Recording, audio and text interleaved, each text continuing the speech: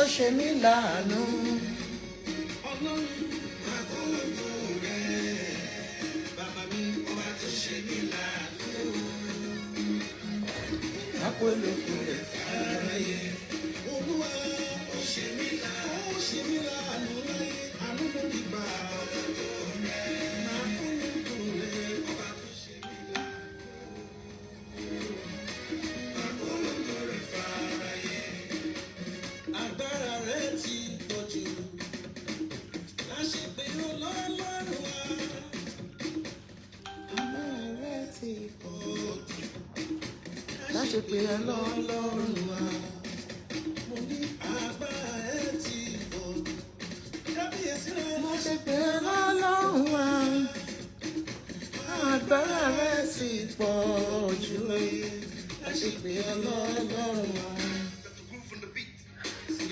Welcome on board.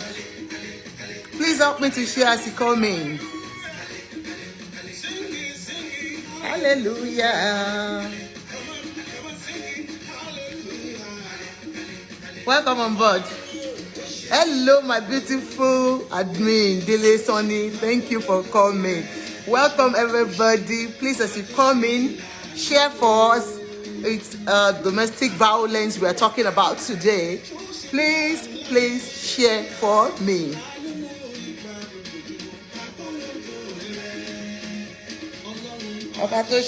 I'm sharing. That's what I'm doing when you see me on this my small phone here. I really want a lot of women to come over here so that we can all talk about it.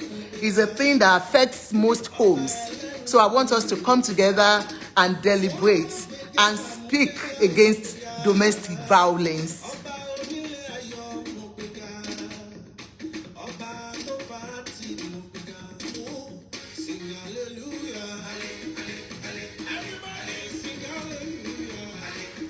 Welcome on board. Thank you very much. Come in and let's talk. Ali.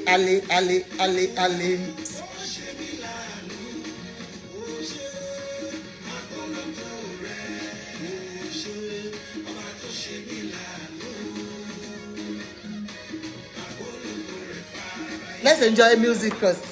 Oh, Shemi Lanu. Bolaji Ajishe, my beautiful sister, welcome. Thank you for coming.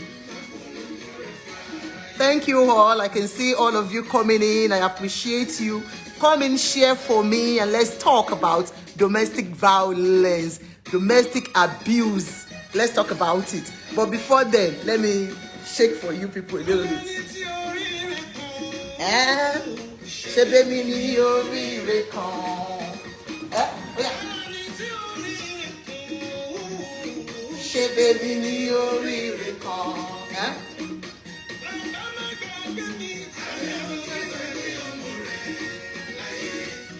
Let's enjoy this weekend. Oh yeah, come on.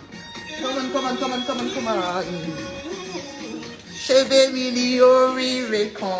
me welcome you all. Welcome to Prevailing Issues with Ajoke. And your host today is still your Ajoke. Thank you all for coming. I can see all of you. I'm very good. I'm very bad with names. Anyways, don't mind me. And I can't really see well. Ayodeji. Oh, thank you. You're looking good. Thank you so much. Thank you all for coming. All my regulars and our newcomers on this page. This show is called Prevailing Issues with Ajoke. On this show, we talk about almost everything, especially things that are prevailing in the society at this point in time. On this show, we talk about family issues, we talk about politics, we talk about everything, almost everything. And your host is Ajoke. You're all welcome. I'm sure today you'll be able to take something home. No matter how small that thing is, you'll be able to take it home. If you see what I've written out here, the first issue we're going to be treating today Tosin Olanrewaju, a mango tree does not worry when the orange tree is producing fruit in the season. When you see me sitting in a restaurant, this is a long one. I'm not going to read all this. Thank you, Joseph Agbemi. So, like I said, what I've written out is about domestic violence or domestic abuse, whichever way you want to call it. Today is Saturday, beautiful day. Look at the sun shining beautifully by my window. And I always do this, we have a cup of tea. Though it's shining, the sun is shining, but it's a bit cold in here. So like I said, what I wrote out there, is about domestic violence. For new people here today, I spoke about a family last week where a man bugged the whole house by installing cameras in the home just to catch his wife in the act, whatever it means.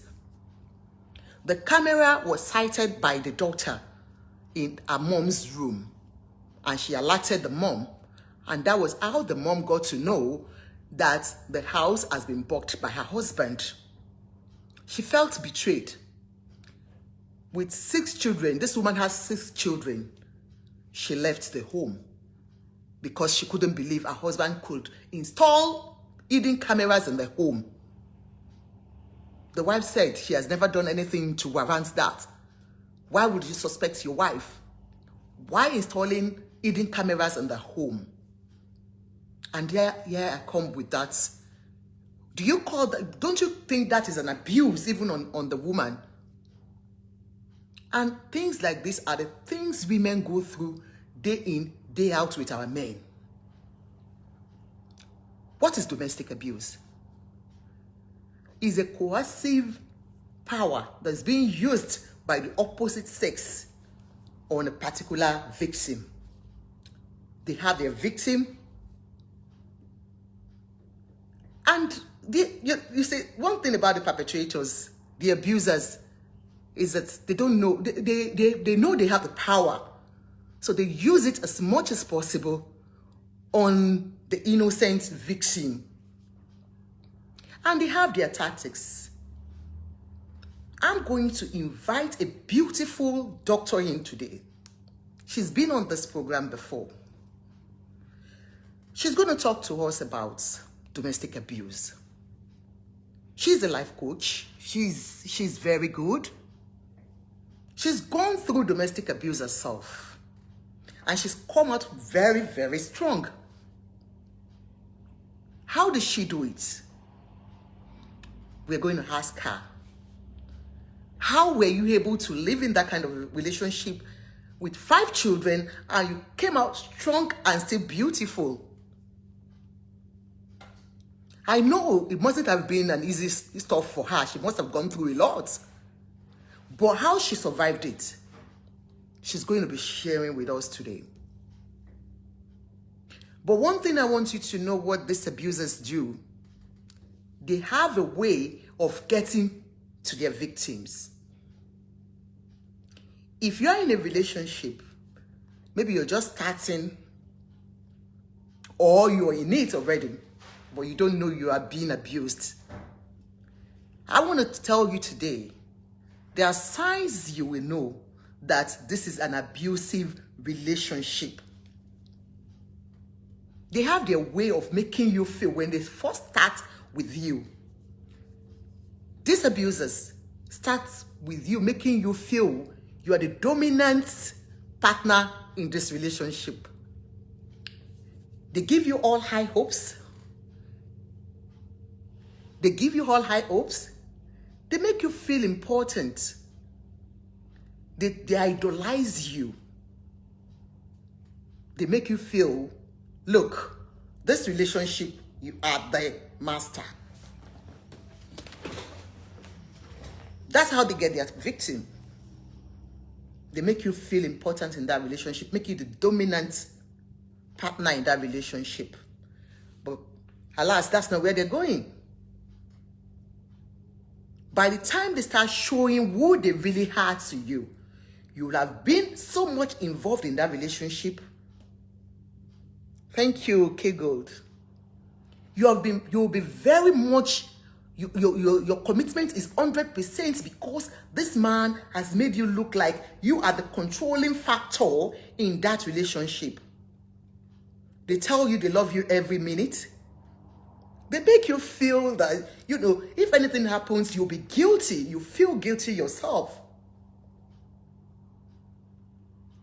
A lot of women came out of this relationship, but when you look at them, people will ask, why are you still there?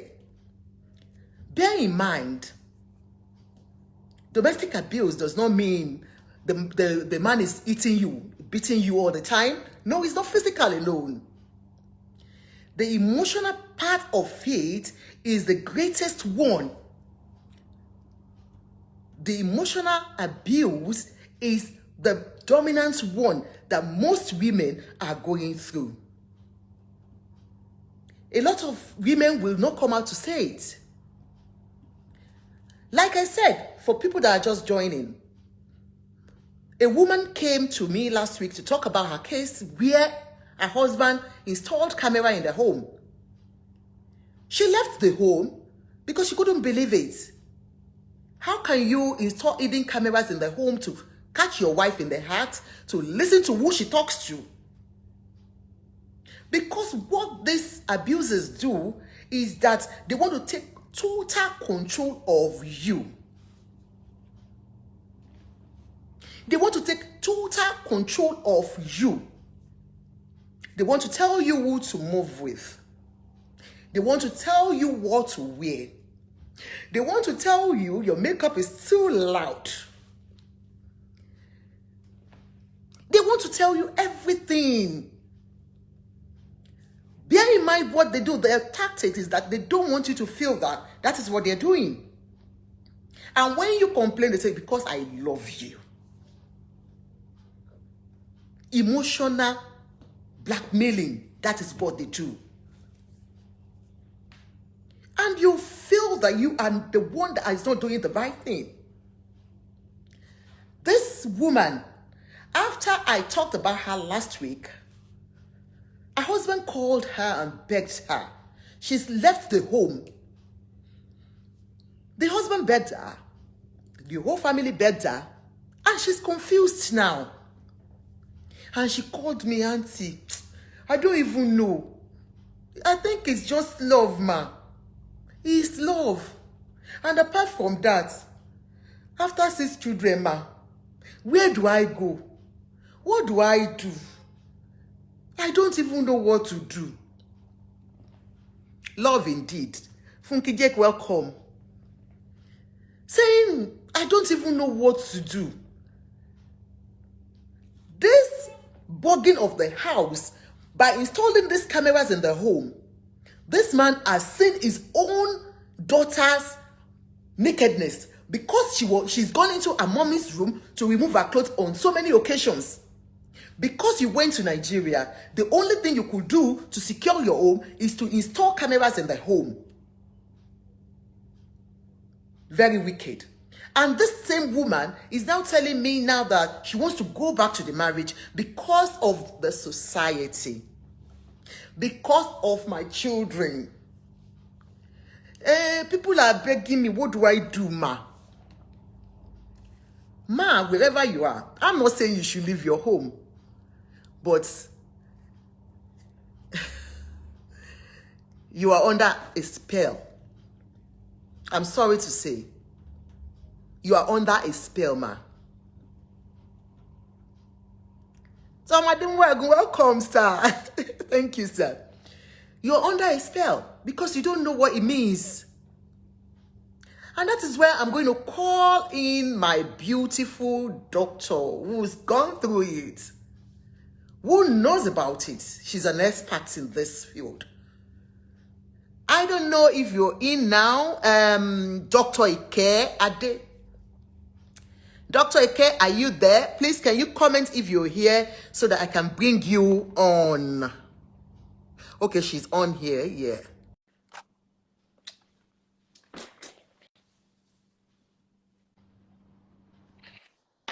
Hello. Hi, Dr. Ikeade. Hold on, let me adjust my light. Please. Can you adjust this one? I'm trying to use my studio today. You've got a studio. That's good. It's lovely. Oh, that's lovely. Thank you. Welcome, Dr. Ikeade. Turn this off. Let her get ready. She's trying to put her studio in place, you know. A little bit lower. A little bit lower. And take that, face it over there.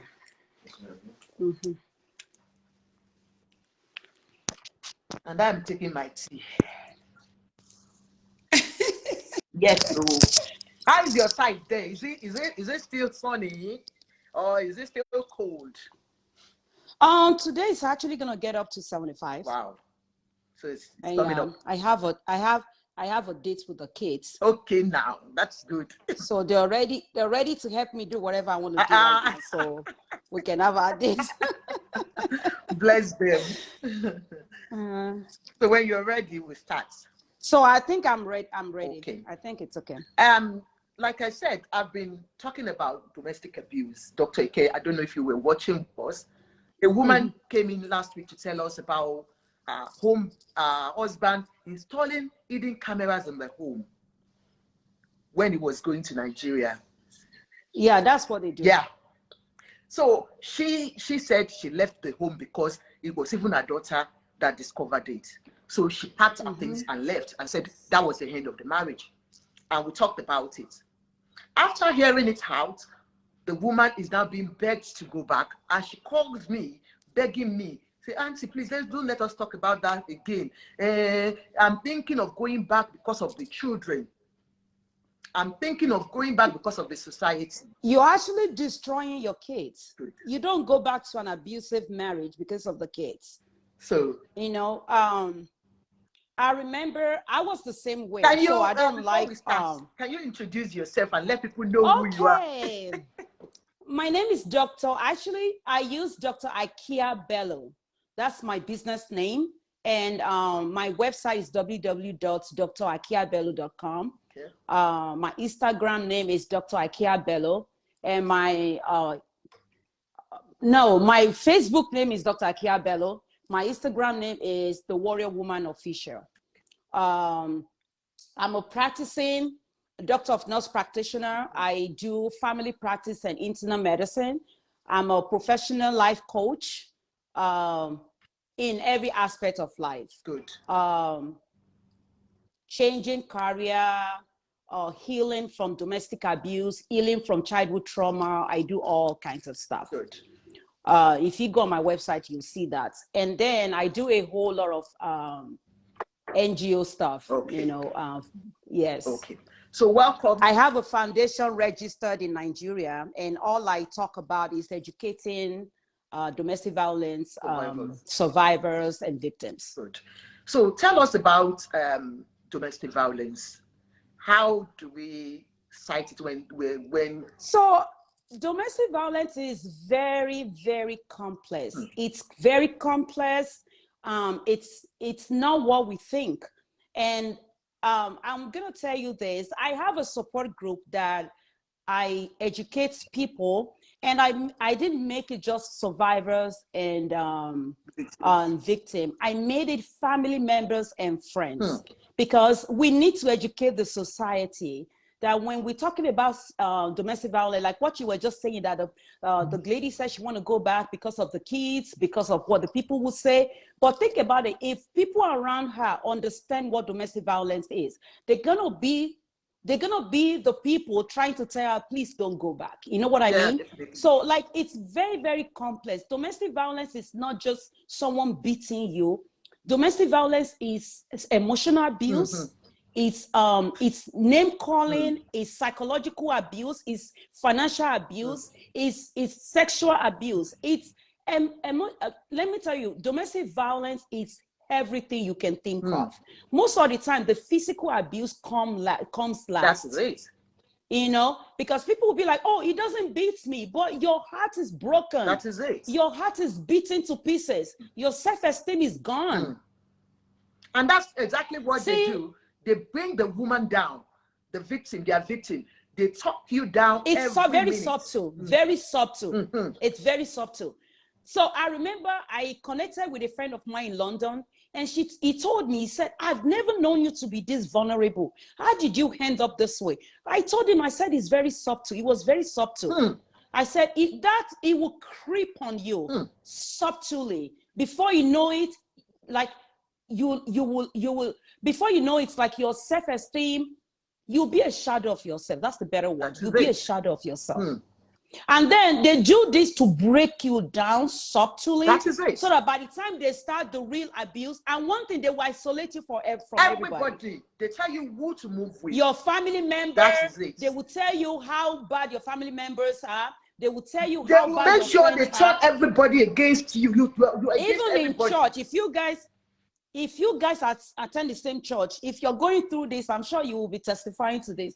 If you attend the same church, you work on the same place, they will make sure they smear your name. And you will not know. You will just be seeing like people are just looking at you, and like anytime you get there. For me, and my former church, they thought I was a crazy woman. He actually told people that I'm on medication. That is it. So I realized that I kind of noticed that whenever I say something that will not make something someone else will say to somebody that will not make them angry. If I say it, it's a big deal, because it's the way they've painted you. And that's why it's very important for the society to know about domestic violence. If you know the war victims are fighting, you will support them. And before somebody will come and confide in you and tell them, this is what I'm going through, I promise you, they've been going through this for over 10 years. That is it, because women barely talk. We keep things and to then ourselves. When you open up your mouth and say it, people are ready to judge you. And it could be the last time this person will talk about this. And before you know it, the next time you hear about this person, the person is dead. And let me tell you this, it's not only by physical beating or whatever, the person might die. It might be by cancer. Because when you see all these women, and let me tell you this, it's not just women alone. Men face domestic violence too. You know, but it's just that when you look at the statistic, it's more of women than men. And those people that will be abusing their wives at home, that will turn their wives to monster, I'm not talking about those kind of people. Because if you turn your wife into a monster and she starts acting up, that's not an abuse. That's reacting to the abuse she's facing at home. You cannot be cheating on a woman. You're cheating on her. She knows that you're cheating, and you're calling her that she's crazy. She's reacting to the disrespect. So I'm not talking about those kind of, that's not an abuse. That's reacting to the abuse she's facing. So we need to try and differentiate it. Because, you know, when some men, when they come to you, that my wife, she's crazy. She doesn't want to see any woman around me. How about you assure her that, okay, you caught me cheating one time. I'm sorry, I didn't mean to cheat. This is what happened. Let's go on therapy. Dr. Ike, I will just cut you there. This woman I talked about says that a man is a cheat. That is just the name. Everybody knows, the whole family knows that is him. And she has accepted him the way he is. You can imagine. And such man is still installing cameras in his home. Yoruba says, Abeni Lori. Exactly. And let me tell you, let me give you this secret. When someone is accusing you of something that they're doing, that's just a reflection of them. That is it. Most of the time, people will tell you what they are doing. They will be accusing you of what they are doing. Take it as a confession, period. And when we're talking about abusers, I'm not talking about, like, most abusers are narcissists. They are, definitely. And when we're talking about narcissists, we're talking about people with narcissists that actually, they have sociopaths, they are psychopaths, you know. On every psychopath and sociopath are narcissists, but not all narcissists are psychopaths or sociopaths. So with the psychopaths, they were born with some kind of, it's hereditary. It's something not working right, like the part of the brain that is controlling the empathy, you know, it's not working right. Yes, but with the sociopath, it's learned. It's like raising children in domestic violence environments, raising children in a poverty environments. They grew up on the streets, kids that have been abused from childhood, women that have been molested, growing up. Then, of course, we're talking about the narcissist. And then we're talking about narcissism, it's a spectrum. But one thing is, when you learn about narcissism, they all behave the same way. That's why when I talk to them. No. Yes, when I talk to the same way, they manipulate the same way, they smear your name the same way. It's the same pattern. And that's why when you know about them, you're able to know how to manage it. Not managing staying with them. I'm not advising you to stay with any abuser, because they don't change. They don't. But if you find yourself in a situation that you cannot live right now, I don't advise women to just pack their load and start living. You need to have a plan in place. It's an exit plan. It's called an healthy exit plan. While you have your plan in place, you're actually educating yourself. You are educating yourself about these people. You're trying to learn that when you finally leave, they're going to smear your name. And during the smear campaign is when people commit suicide. Because you're just imagine, everybody's against you. They already they will isolate you from everyone. They already isolated you from everybody, and now nobody will believe what you're saying. And let me tell you, people, do not defend yourself from their smear campaign. The more you defend yourself, the more you sound like a crazy person. Wow. And that's the way they want you to sound. It's very painful. Let me tell you, smear campaign is very painful, especially when people are saying something that you didn't do, something that never happened, and people are saying it about you, and people are actually believing them. You see what I'm saying? That is it. So I'm telling you, the good news is you need to be like me. Don't give a F. Please. That's the only way you can get your power back. When you let them know that it doesn't bother you, all you need to pay attention to is yourself. If you ever been in a domestic violence environment, marriage or relationship, your self-esteem is gone. You need to start to work on yourself. And all I preach is healing.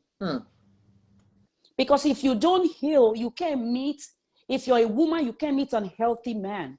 If you're a man, you can't meet an unhealthy woman. You're going to take your trauma into your next relationship. Definitely. Or you're not going to realize what red flags are. You're going to make the same mistake.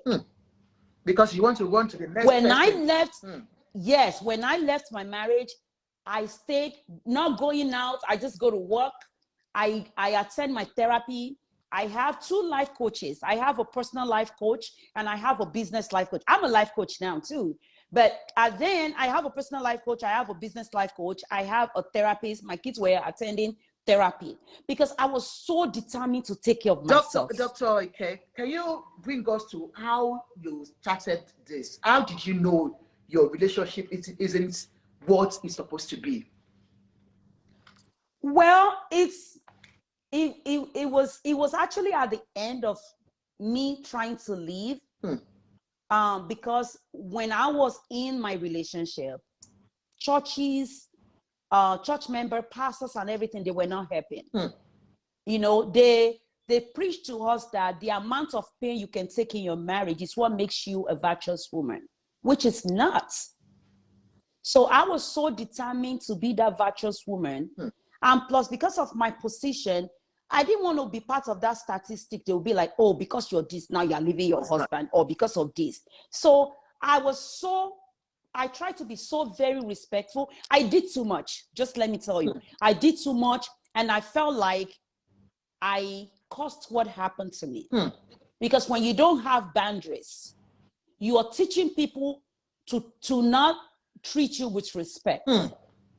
I didn't have boundaries. You know what you were trying to do is going to show that you are the upper hand in the home in terms of maybe you have a good job more than what he has and you earn more than him. So most women, I was the breadwinner, period. Yes, that's it. I was the breadwinner in my marriage. Yes. And so He was making money, but he was taking his money to wherever place he was taking it to that I don't know. And because of the fact that you just want him to be the head of the family, you tried as much as possible to do things that will please him.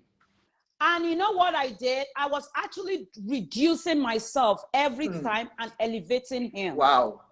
So when people see us, they'll be like, oh my God, you're such a lucky woman. Look at the guy. No, I made him. But every time I elevate him, he will be reducing me. Wow. The way he talks about me in public, the way he treats me in public. And for me, I didn't realize what was going on. It got to a time I thought it was evil spirits. So I started praying and fasting because I thought somebody was out. And that's what victims. Exactly. I'm not a victim, I'm a survivor now. That's what we always think. We'll be like, oh, it's his ex-girlfriend, it's his mother. They are trying to destroy my home. It's a lie. You are dealing with a narcissist. Girl. Nobody's destroying your home. Especially when you're going to tell them, let's go for therapy, let's go counseling, and they're not ready to go. And let me tell you guys, you cannot fix your home by yourself. It takes two people to fix marriage. And there's a difference between troubled marriage and abusive marriage. A troubled marriage can be fixed. Because if there's anything going on, you guys are ready to sit down, talk about it, go for therapy, or just maybe even in church, talk about it. But when it becomes that, he want only problem, he want to fix that's not a marriage. Because they're pushing it to you, making you feel like you are the problem. Struggle. You are the real problem. Yes. There is no way you can solely fix a marriage. No. That man needs to be ready. That woman needs to be ready for your marriage to be fixed. Wow. It takes two to fix marriage, to fix a marriage. So if your partner is not ready, either a female or male, if that partner is not ready to fix that marriage, I'm telling you, stop wasting your time. Because if you look around, most of us that are survivors, we stayed in a marriage, like the list will be like 10 years. So tell me, if that marriage was going to be good, was going to be fixed, for those 10 years, you couldn't fix your marriage? And then you see people telling, ìyàwó man yẹn wèrè ni, gbogbo àwọn èèyàn ló ń bá jà kiri. What made that? Did you ask yourself, did the man get married to wèrè in the beginning? No, did the man get married to wèrè in the beginning? What made the woman wèrè? The man made that the wèrè. You understand what I'm saying? And the same thing with the woman. Did she get married to wèrè man? You see what I'm saying? So when there's an abuser in a marriage, it can never be fixed. Period. Stop wasting your time. Because an abuser will always be an abuser. Either you end up killing him or you end up killing you. And guess what? Both of you, one will be dead, one will end up in jail. The children will suffer. And this is the same. What is your game? See, Dr. Ikeade, this is the problem we are having. This is the same children they use as bait for you. This is the same children the society are saying, don't leave this marriage because of your children. Forgetting the children that are, brought up in a violent home do not come out well. Yes. I have a program coming up. That I am trying to get all the kids of the survivors. We're going to have a Zoom meeting so they can talk to one another. And talk about their experience. Yes, because my kids are very, very good. Even my 6 years old can counsel someone. Wow. I can see Dr. Ikeade, she's always with her children. Go on her page, you will always see her with all her children. Who is calling? Sorry, please, I'll just try. Sorry, we are on a program. Hello? We are not doing calling now. Hello, good evening. Oh, hello, okay, good evening. You have something? Time for call? Okay, go on, just go on. Good evening, is it time for call? Go on. Can I go on? Yes, ma'am. Okay, I'm calling from Nigeria, and I'm so happy I'm able to link up with this program. Thank you. I'm particularly enjoying the guests that came. and I guess she's based in London. No, America. She's based in the US. US. Is she hearing me? Yeah, she's based in the US. Is she hearing me? She can hear you, ma'am. I can hear you, yes. Okay, she's based in the US. Yeah. I particularly want to direct my questions to her. Go on. And I have to use the word fortunate because she's based there, and I particularly love the word she used. She said she's a survivor, not a victim. That's beautiful. She actually scaled through it.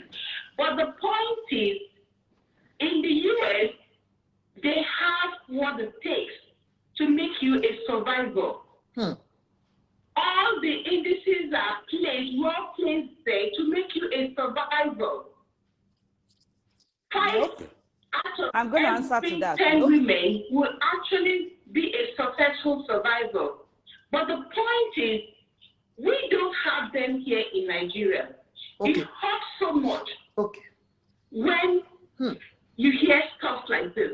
Because I can bet you here in Nigeria, 3 or 2 out of every 5 women are victims of domestic violence. It cut across just domestic violence. So many women are traumatized emotionally.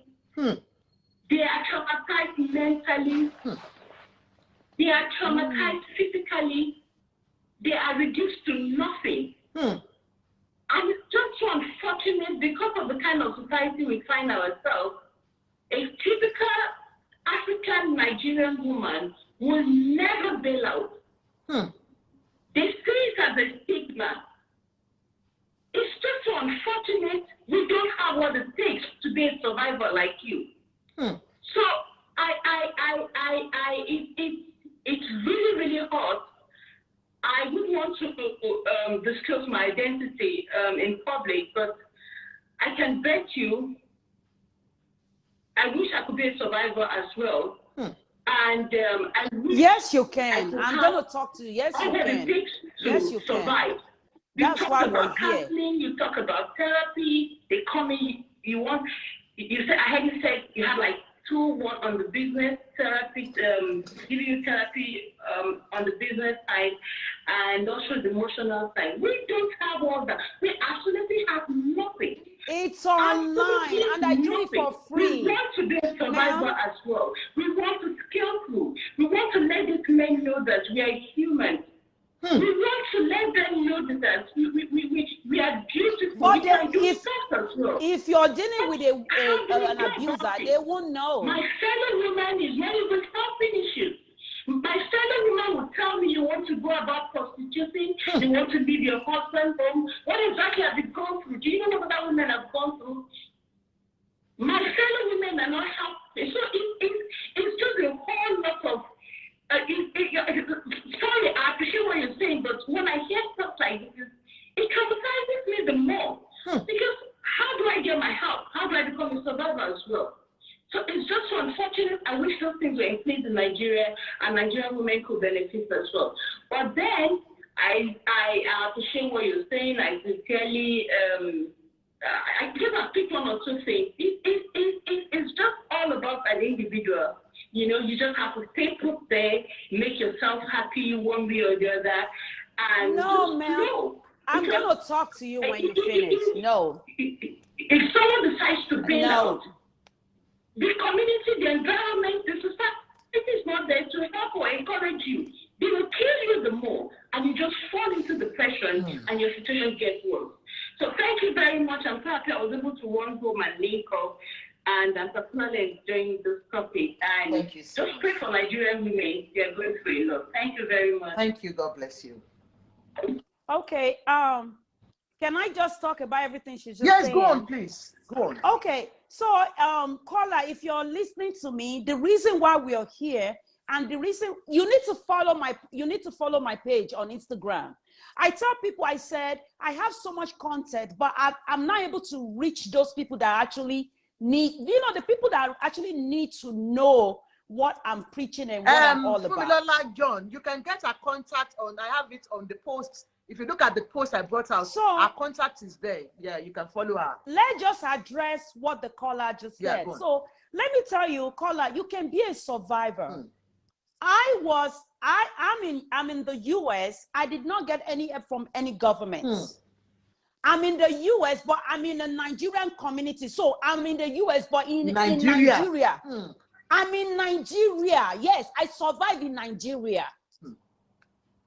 I survived flying monkeys.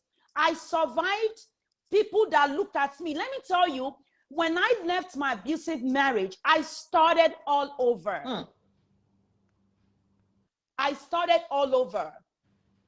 And when I went through my courts, when I went through my divorce, see, I don't know who's been preaching to you guys that you have everything that it takes to survive in America. No, you want to survive by yourself. You need to determine that you're a survivor. And that's why you cannot just pack your load and leave. If you know my story, if you hear my story, then you will know that you don't have a choice but to be a survivor. It takes planning. It takes planning. The moment you know you're in an abusive marriage, the first thing you want to do is to liberate your mindset. And for what she just said, she need her mindset to be liberated. You need to liberate your mindset. You need to not care about what the society will say.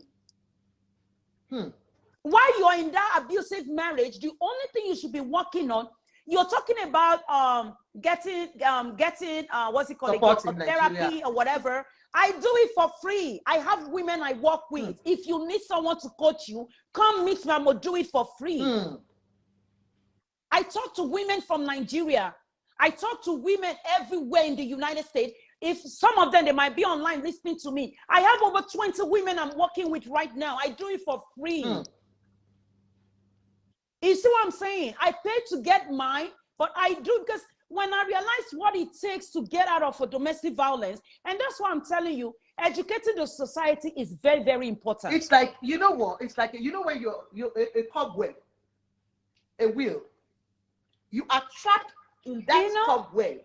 You are in a cage. You see where mentally you're fighting yourself. You're fighting like you're having a mental war. Your children, your friends, everybody wants to judge you. Everybody. And that's why you need not to care. Let me tell you let me even tell you my strategy. So when I finally decided I'm going to leave this marriage, what I did was, although I didn't realize what I was going through, I didn't even know what I was doing. Me, I just knew I was ready to leave because I was dying. You know, I was dying. You need to go and look at my old picture. You cannot, if you look at me now and go see my old picture, be like, no, that's not her. Yes. So when I was ready to leave, I was like, you know what? I started reading things, but even though I was reading other stuff online, it's still not making sense to me.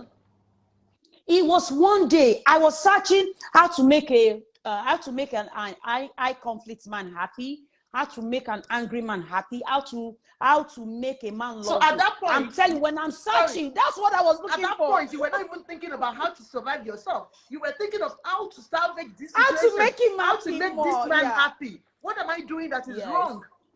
Blaming yourself. So when I was searching that, I stumbled on Pastor R.C. Blake's on YouTube. So he titled, I think the thing was titled Spirit of Jezebel. Spirit of Jezebel. So I was like, I conflict man, Spirit of Jezebel. So I listened to the video, and then everything he explained, everything was pointing at the X. I said, oh, so I'm not. So do you mean this is what I'm going through? And then when I finished watching the video, you know, like when you finish watching video on YouTube, other videos will start popping up. And I became a junkie of that video. Like I was watching, I'll be driving to work, I'll be watching videos, I'll be sleeping, I'll be watching videos. And then I'm like, and then before I came into acceptance, it was painful. Because I said, so everything I labored for in this marriage, this is it. And then I started searching, is there a cure? Is there a cure? And then I looked at it because, you know, I'm a doctor degree holder. We research a lot. So I looked at evidence based and looked at research and see there is no cure. Because they don't even believe they have problems. They don't. So that was another trauma that I needed to heal from then. Because I said, so that means the love of my life is gone. Wow. That means I can't even make this work. Then it started making sense to me when they tell me they don't love you. You're just a piece of furniture they are using. Even with their children, they don't love their kids. They don't. And that's why they can say every rubbish to their children. They don't care if it's going to affect them emotionally. So I had to deal with that trauma too. Like, oh my God, so he never loved me. No wonder he doesn't care. Me, I will cry. I will cry. This man will look at me. Cry, baby. Cry, baby. 1 year, there's this what he used to tell me. Like, me, I used to cry and hold him in his leg and say, please, what have I done? Just love me now. What have I done? Tell me. Begging for love. I will never in my life reduce myself to that level anymore. And that's why I call myself baby girl for life. Don't call me a strong woman, no. I was a strong woman when I was when you were there. I'm a survivor now. I'm a baby girl for life. If you cannot treat me like Prince Charles is treating his wife, don't come my way. I have a boundary. I know what I want now. And forget that mentality. If she has 5 kids, men are everywhere. They don't need my money because I don't date. I don't talk to men that need my money. You don't talk to I want Ebina. No. Even before you have opportunity to talk to me, you've been buying me stuff now. You've been sending me a lot.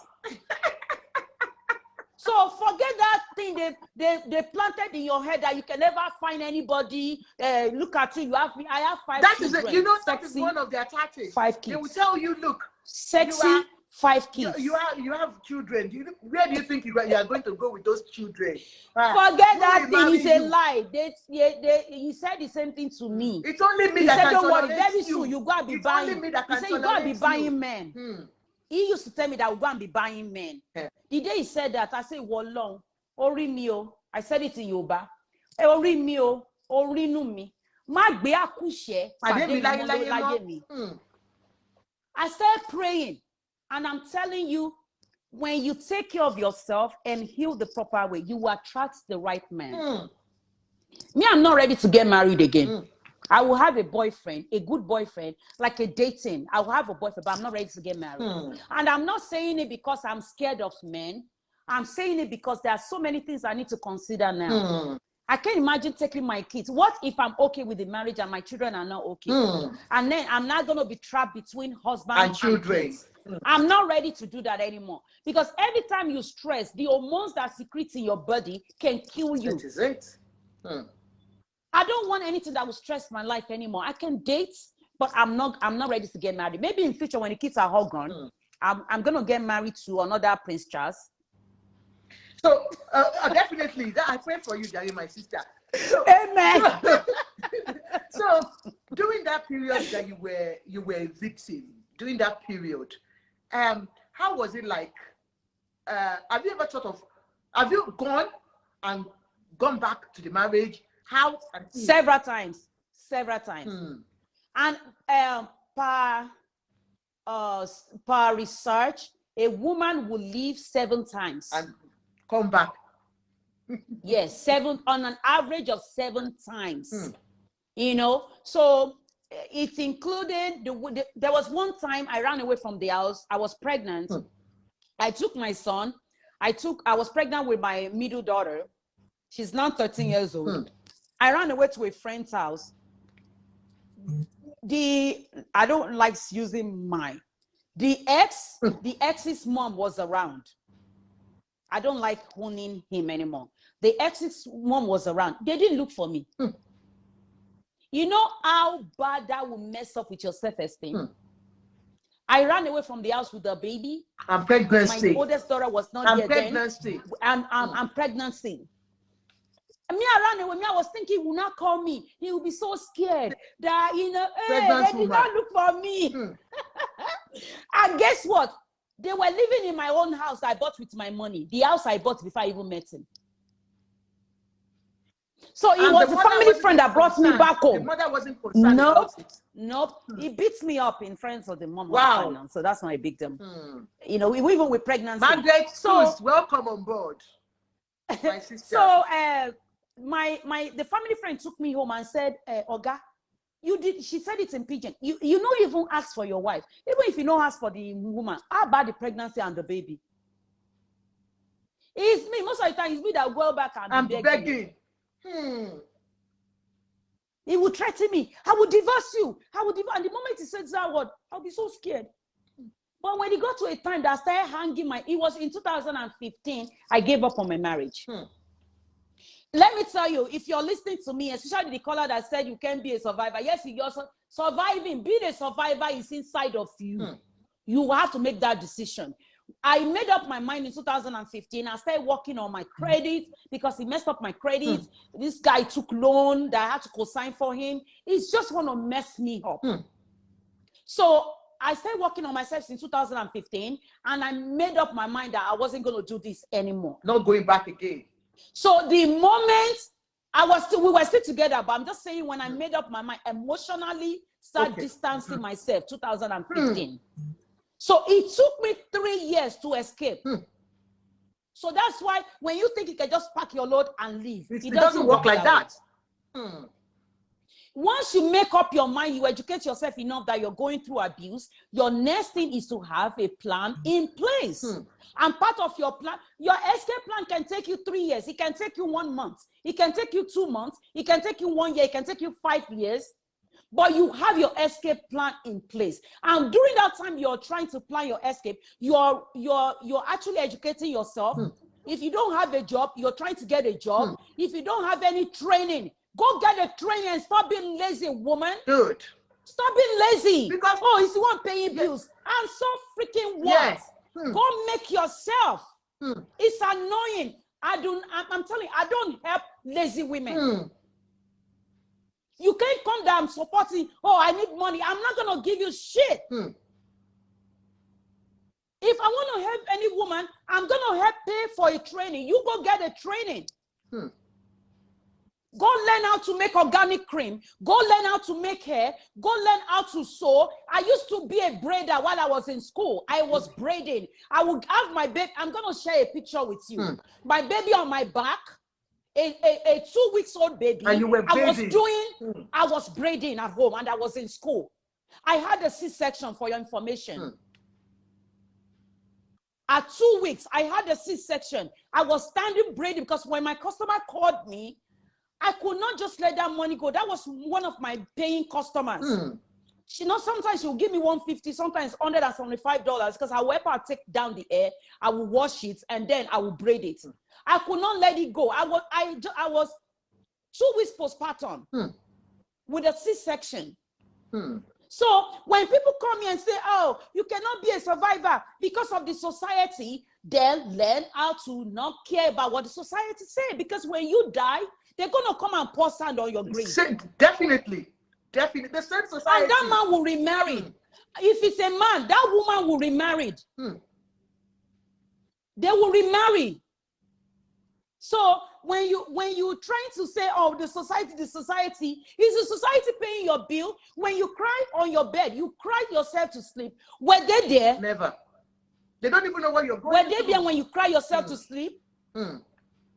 They will push you to go back to your abuser. When you go back to that abuser, whatever that happens to you, let me tell you, the day you will snap and kill that man, they will be the one to judge you. Because I don't tell them, most women, look at this women. Because if you guys don't understand, I am very passionate about this topic. I know. If you guys don't understand, there's something called reactive abuse. And let me tell you, reactive abuse is a crime. Nobody will listen that this is what she's been doing, Look at the one that happened in Nigeria. That's the one those women are in jail. Yeah. They are in jail. No matter how much you are taking, you are tolerating them. For me, I don't know how to fight. My ex will beat me, I will be running away. I don't fight back. He will beat me blue, black, I will be running away. So sometimes when he does something to me, if I want to say it, I stand in front of the door to say it. So I'll be able to open the door and run away. because I don't want him to mess. He will tell me, I will destroy your face. That's it. Nobody will see it. You know, if I can't kill you with my bare hand, I will frustrate you. You will commit suicide. Imagine. You understand? He will say all this. So in my home, the last physical violence that happened, it was in April 22nd. He almost killed me and killed my daughter. Can you imagine? And guess what? Instead of me to call police, I called the pastor. Okay. Pastor said, what did you do to trigger him? Can you imagine? That's victim blaming. And then let me just come into that. One thing they do here too, we are in diaspora, they will always say because we have the power to call the police. So exactly. I mean, I didn't want them to say that to me. They instill it in you so that you won't do it when they are you won't do it. Or when they But let me tell you, you know what I advise all the women in diaspora? Let me tell you, in Nigeria, you guys can do, they call it ijagboro. But in America, you need evidence to save yourself. That is it. If you don't have evidence, the day you finally file divorce or the day you will file divorce, you won't have anything to defend yourself. Same thing here too. If you don't have it, if you didn't document it, it never happened. I'm just telling you this. So now what I tell, if I knew what I know now, that man would have been in jail like 1 million times. Because he beats me all the time. He chokes me all the time. He pushes me down the staircase all the time. Right. He will say things that will make me scared. I don't want to even come to the house anymore. That's part of abuse. If you threaten someone, you can go to jail for it. So if I knew what I know now, this man would be in jail. And I'm advising you, if you're in America or in London, if this man chokes you, call the police. Even you will tell the police you don't want to file. Let me tell you, you have the right to say, I don't want to file charges. Definitely, yeah. But you want it documented. Recorded. Just want it to be recorded. I want Nigerian women to America. They are Americanized. Instead of you to talk to that monster, how about the monster? How about the monster? A woman is already traumatized. A man is already traumatized. You guys are re-traumatizing them. And that's exactly what the society, exactly what they do. You know, if a woman is already traumatized and you're re-traumatizing this woman, at the end of the day, she will end up either with cancer or something. Definitely, that's before you know Exactly. And then if he would die, he'd be like, cancer, you know the cancer, Silara. Someone that doesn't have cancer in a family lineage, a man that doesn't have cancer in his family, end up with a cancer, is stress. I'm gonna have to talk. Maybe one time we're gonna talk about the medical aspect of stress. So that way, when you understand what you're doing to yourself, you will forget that the society will talk, say, the people will talk, say, you will take care of your own self by yourself. So in conclusion, getting out of domestic violence does not take 1 day, 2 days. You have to plan. That thing that the man is using to isolate you, he refuses for you to work. He doesn't, you know, some women are so lazy. They enjoy that luxury. I have a house here. And now you not be looking at me now. You are jealous because of America. Do you know my story? Do you know my story? While I was in school, I was the breadwinner in school. I borrowed money. I was like, some people will see my number, they won't want to pick it. Because they now want to ask to pay my phone bill.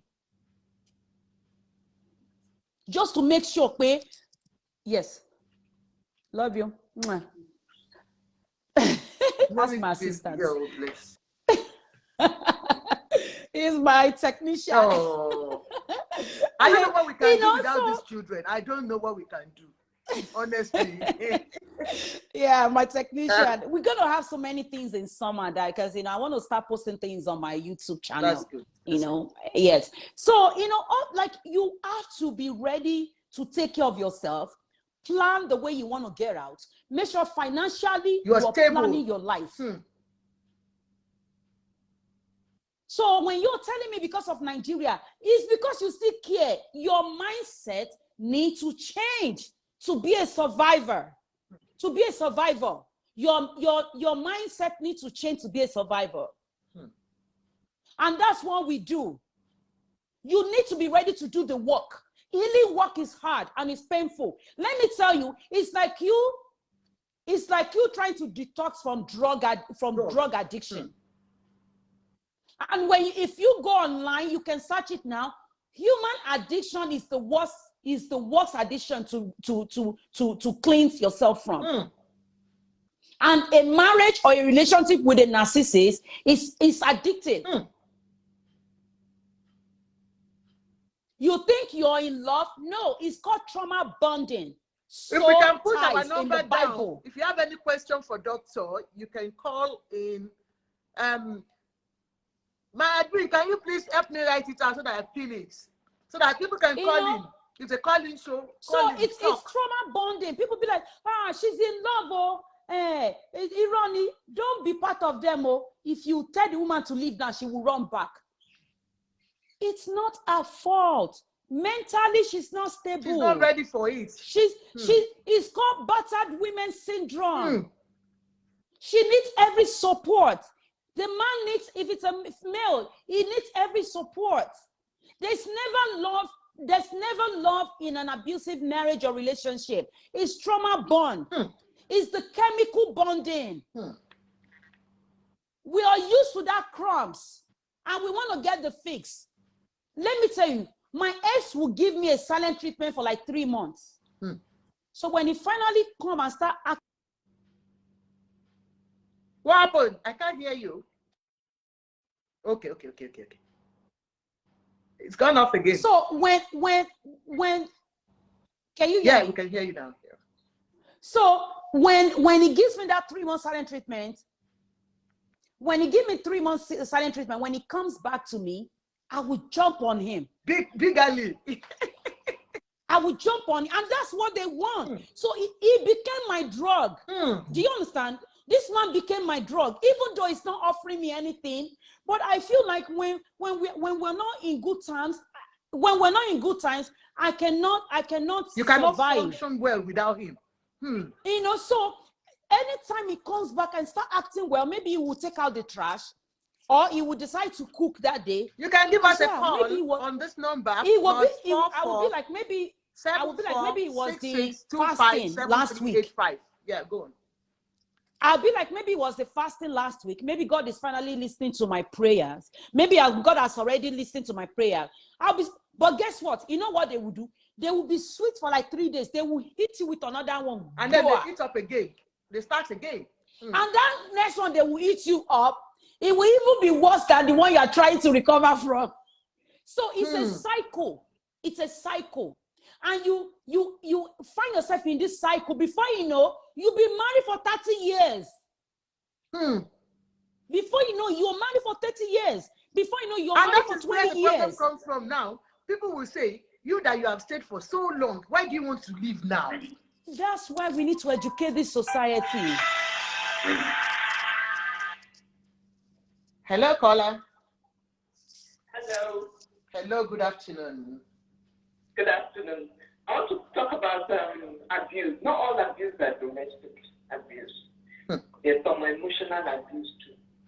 Yeah, they are all under domestic abuse now. They are all under domestic violence. The society only recognizes violence. No, the only thing the society recognizes is the physical abuse of beating. No. Yeah. So emotional is part of it.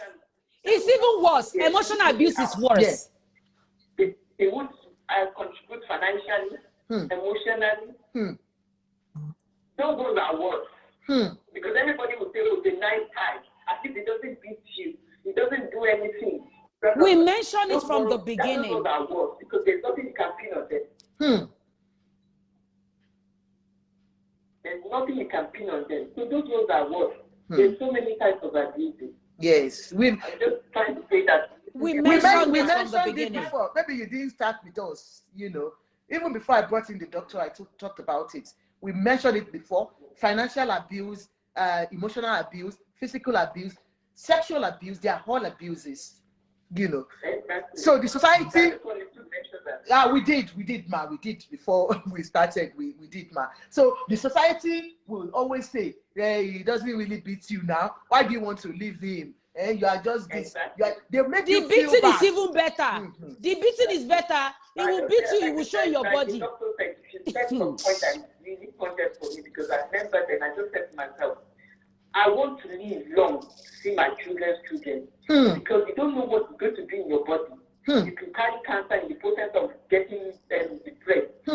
We talked about it. Type of diseases in the process of, oh, my head today, my head is paining me, my neck is paining me. You don't have that. No stress. No man come and tell you you can't go to party, you can't go to this.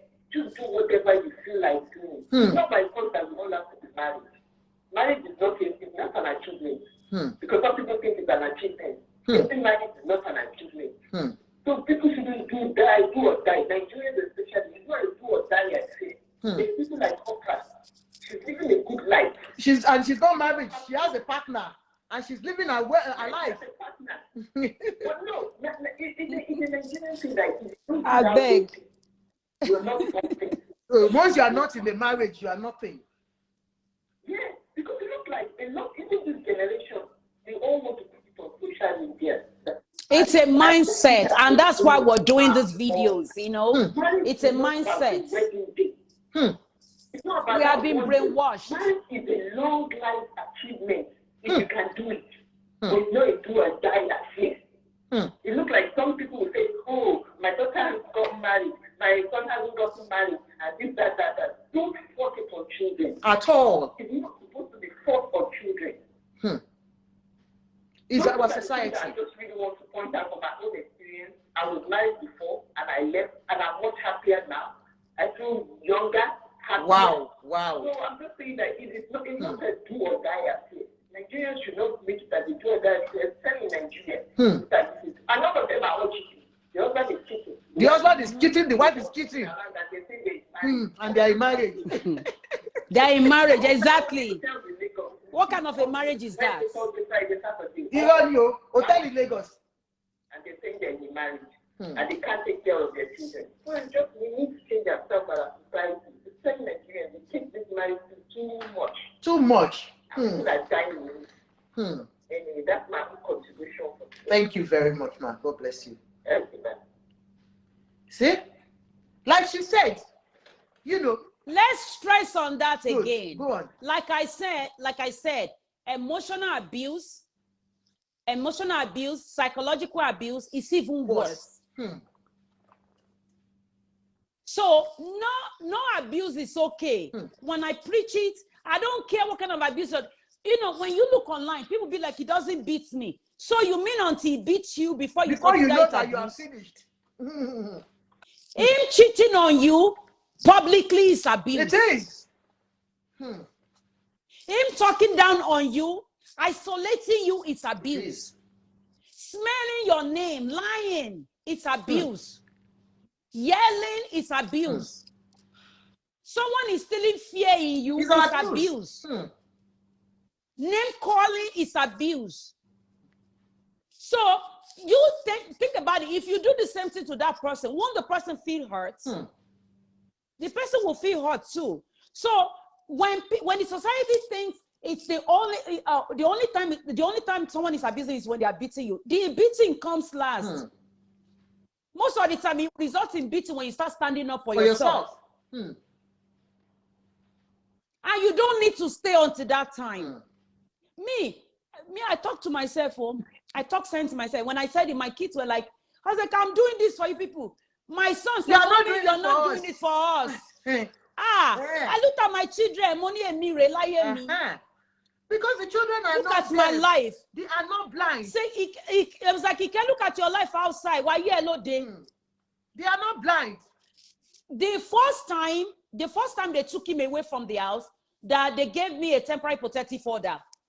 Within 1 month, I took him back. I withdrew the case.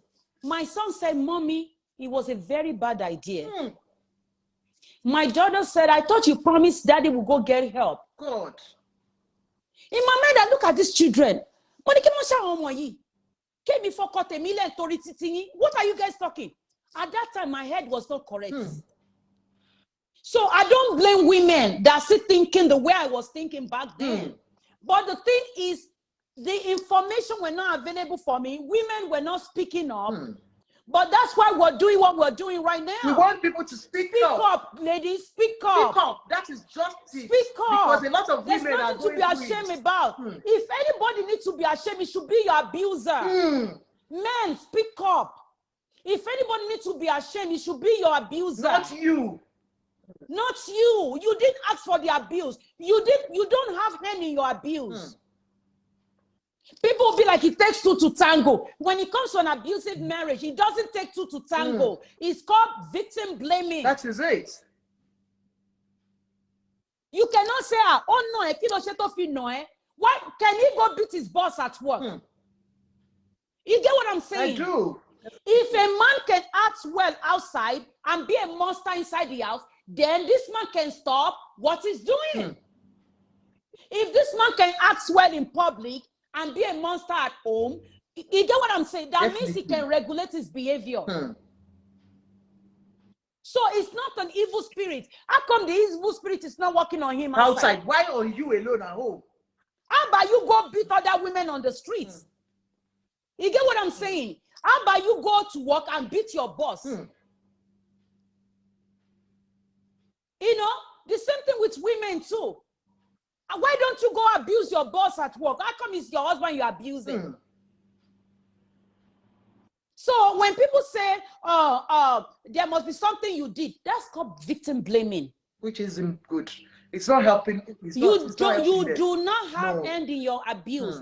If someone is abusing you, that person chooses to abuse you.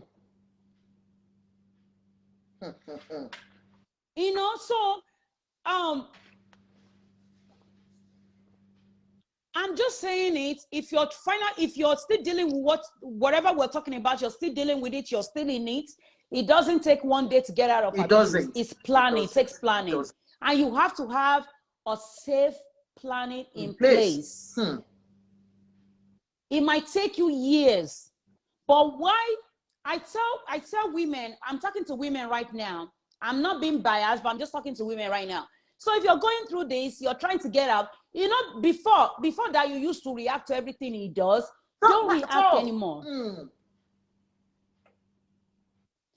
Let me tell you, abusers, everything they do is calculated. Everything they are doing. I'm not reading comments. Cheating and having child outside marriage with somebody close to the family is one of the worst abuse. Wow. Yes. Emotional. So a man in the home, you know, that you're married to a woman and then you went to impregnate somebody that is close to your wife and you are still living with that woman at home.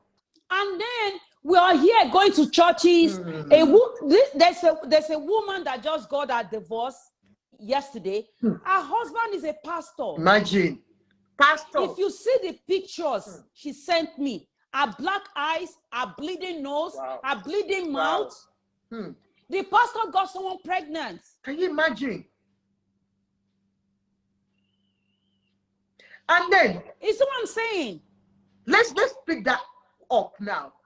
That pastor, and it's the same pastor you will run to and say, "Daddy, wow, egbamio," and the daddy wa is an abuser too.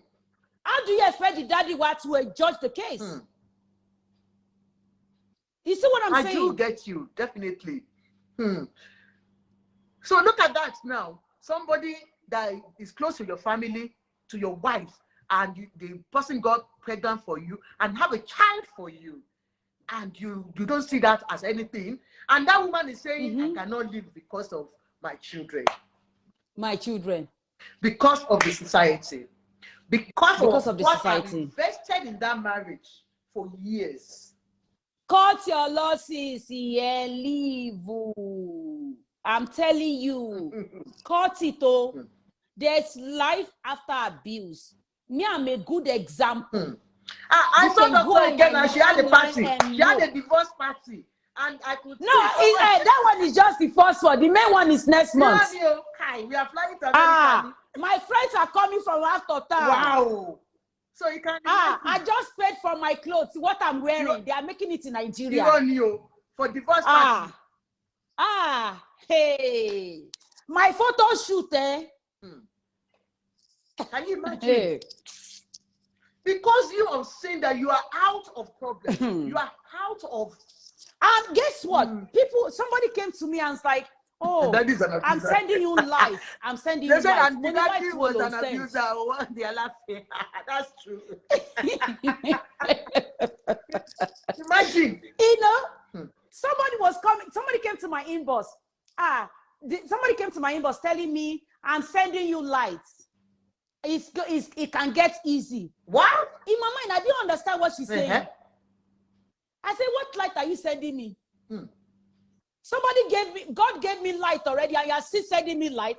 Keep the light to yourself. So you need it more than me. Celebrating your divorce is like you're in darkness. You don't know what you're doing. No. She's trying to, let me tell you one thing about the society is, if you're not in sorrow, if you're not bitter, they want you to be bitter. So to them, me getting a divorce should be like, doctor of enjoyment. Somebody saying doctor of enjoyment. So I told the lady, I said, lady, I am celebrating. I am not in sorrow. That is it. Somebody sent me a message. I know what you are going through now. I understand I said, what are you going through? I said, when I was going through stuff, so nobody knew about it. She's having party for divorce, so for real. Yes, I'm having a party. She's enjoying. She's happy. She's happy. I'm having a party. If you want to join through Zoom, I will send you Zoom link. We're having a party, a big one. Yeah, so the divorce party. Because of what she's gone through, you don't know. When you are not in her shoes, you won't know what she has gone through. Even with the divorce. And people will say things, they will talk. I will just be laughing at you guys. Because it's not touching nothing. It's not touching my skin. Instead, my skin will be so fresh.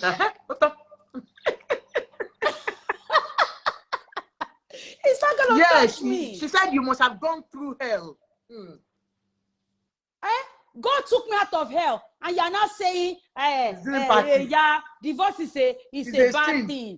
To you, it might be a bad thing, but to me, I'm celebrating. Is it not better to be out of it and not die in it? I'm celebrating. Is it what I went through the court process? Is it what do you guys want me to tell you what I went through during the what's it called again? The court process. My divorce took over 2 years.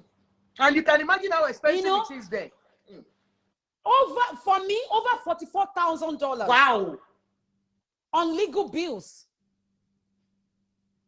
So you think I'm gonna be like, me, I've cried my cry in the past.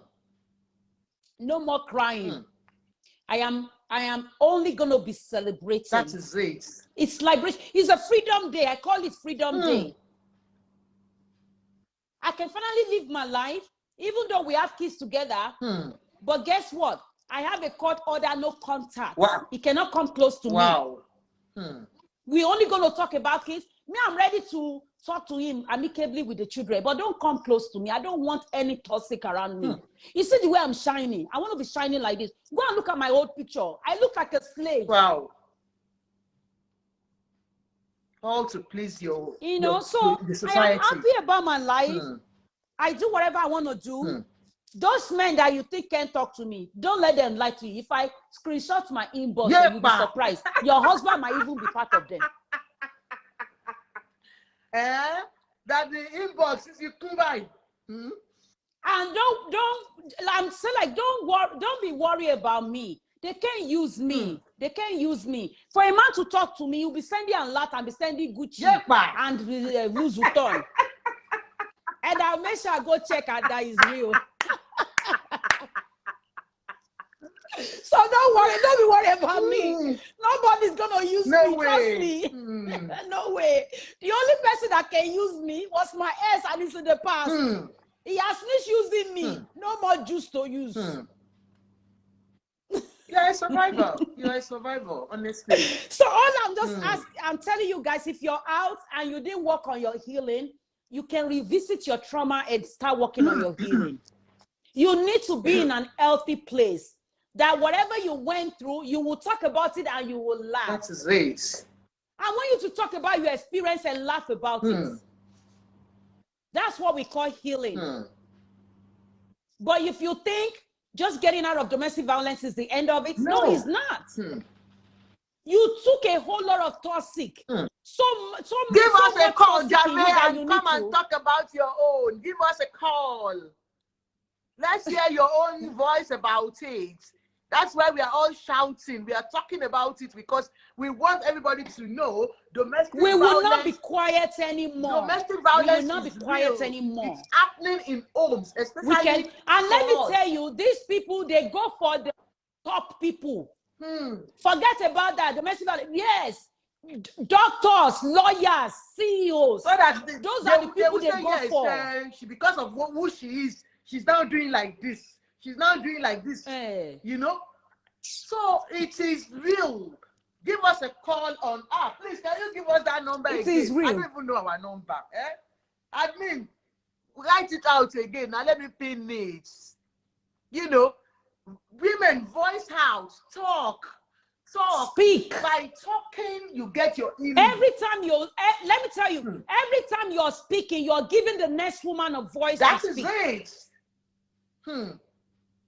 I can't count how many women that they started speaking just based on what I post on my page. Because every time you speak, you're giving that woman a voice. You're frustrating that woman to speak her truth. You know, and the more we speak, the more our voices will become so loud. People will listen to us. Yes. They will listen.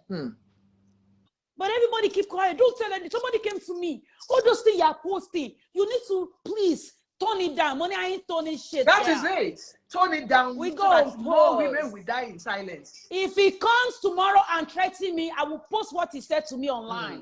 Give us a call. Let us talk about it. The reputation. In my mind, I say, what reputation? If you know the kind of reputation this man has given me, forget that thing. There's no reputation anywhere. I'm like, the person was really advising me, reputation, king of money worth. I beg leave that thing alone. One side, the minimum continue go through. Leave reputation alone. It's the reputation paying my bills. If I'm able to save 1 out of 1 million, I've done something. Yeah. Are you going through domestic abuse? Viewers, are you going through something that you cannot even pinpoint? Are you at home thinking, this could be me?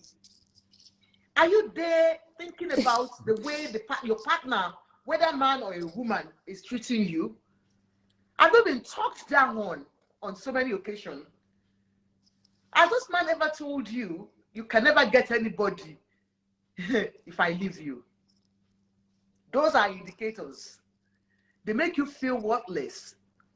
Have they told you once, like, look, what are isolating you? Why are you isolating you from your family, from your friends? From family, friends. Every of your friends, they will have one negative thing to talk about her, just because they don't want you to have somebody close to you. Are you that woman that is crying in silence that you can't talk? Give us a call. We have a doctor in the house who knows, who has gone through it, and who can talk to you about it. You want to come out shining like me? You want to come out shining like Dr. Ikeade? You don't want to die in silence. Come up and shine like me. Don't die alone. Don't cry alone. Don't worry. You talk to me, we will cry together. Yeah, that is and it. We'll find solution. Crying shoulder is here. Come and cry on our shoulders. You know. We will cry together. It's okay to cry. As a matter of fact, it's okay to grieve I grieved my relationship. Because end of a relationship is like death. It's like a death of someone, like a loved one. Of course, because we all grieve. So I grieved my relationship, and guess what you're grieving? You're not grieving that abuser. You're grieving the picture he painted in your brain. Wow. You're grieving that picture. You know, that me, I'm a Romeo and Juliet kind of person. So you really had a You see the good way I'm relationship. doing my children. When you started, it was a very good relationship. We never. Hello, caller. Hello, caller. Hello. Hello. Good evening. Yes, may I be on to...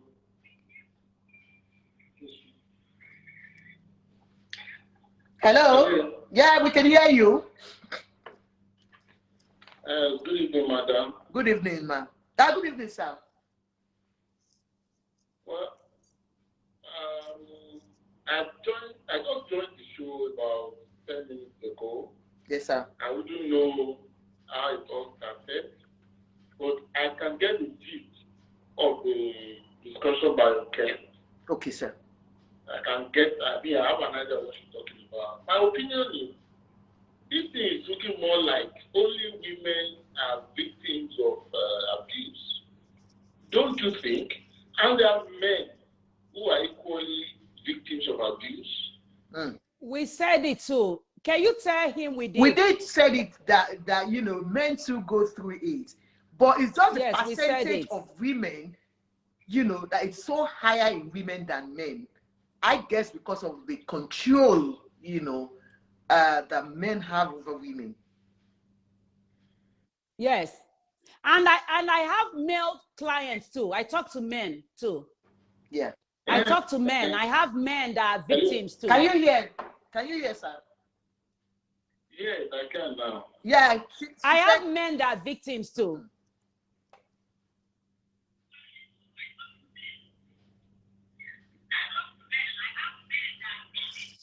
I spoke to someone last night too. I spoke to a guy last night. That's fair then. That's fair. That's fair then. I don't have that experience. It's not a gender based. Share their experience too. Okay, sir. Thank you so much, sir.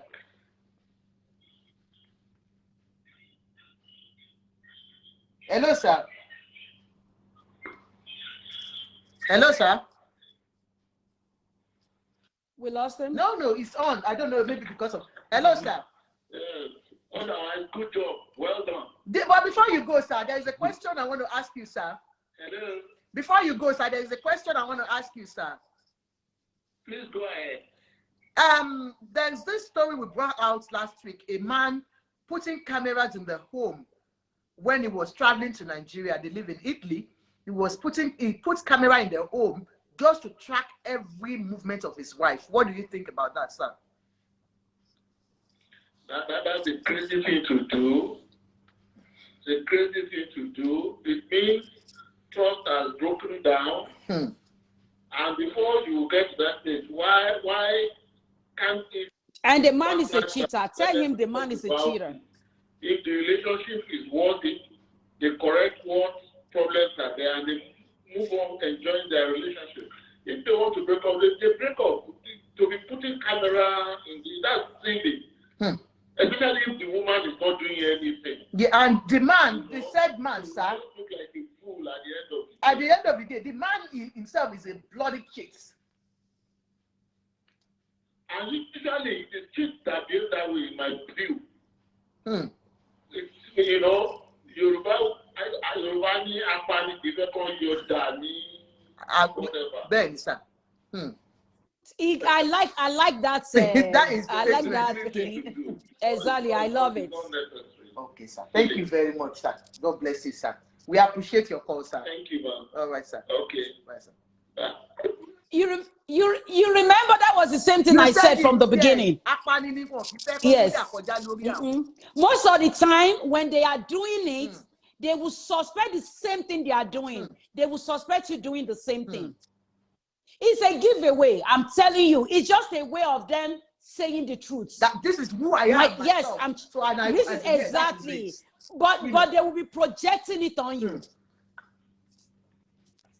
So if you have sometimes if you're with this abusers, sometimes when you're with these abusers, whatever they are accusing you of is what they are doing. It's what they're doing. Take it. I'm telling you, take it as a confession. Wow. You see? Ma used to tell me, Ashewo, He would tell the children. I said when he died. Actually, my kids told the therapist, not me. It was when we started therapy, the kids told the therapist, so like, be like, your mother has gone to sleep with men again when I go to work. When I go to work, your mother has gone to sleep with men again. Me, I didn't know all this. Even calling your own children, little children, and be telling them things like that. Whatever that happens between you and your partner, why would you call small children to talk about their mother like that? No matter what. Me that I'm working 2 jobs. I'm working 2 jobs to take care of the family, calling me as going to sleep. At that time, man, I don't even think about men. You know, there's so many trauma that I'm still healing from. You know. Hello, caller. Hello? Hello, am I on to prevailing issue? Yes, go ahead, please. Yes. I've been listening to the speaker, and she has actually expressed herself. From all what she said, she has really gone through a lot. Yes, and I'm happy for her. She's able to scale through it, and like she said, she's a survivor. But she might not. This is just an advice. It's just my own opinion. It might not really totally go well with her because of what she has gone through. But I just think I should just say it and let her know. If she could apply it, fine. If not, I mean, she's entitled to her opinion based on what she went through. I think she should not tie this divorce party. She should not have the divorce party. It's too ambiguous. Hello, ma. Is that your own problem that we are having divorce party? Please take your time. I want to drink. Wait. Madam, hold on, please. I guess I'm talking to the madam. Yes. So my goodness. Everything that comes your way, but not the divorce party. I mean, let's get a little bit Christian. Yes, Christian. The Bible clearly states. I want Christianity, really. It's a personal opinion. Yes. I want Christianity, really. Because of the truth. Okay, madam. I should have told my kids to bring my sash. Hello, ma. Please, I want to ask you a question. When we want to do the wedding party, what do we call the party? Hello, ma. Caller. Caller has japa. Oh God, where did this caller go? Oh, they do me pay hello, ma. Oh my God. Caller, please. Can I bring my sash? I want to ask you a question.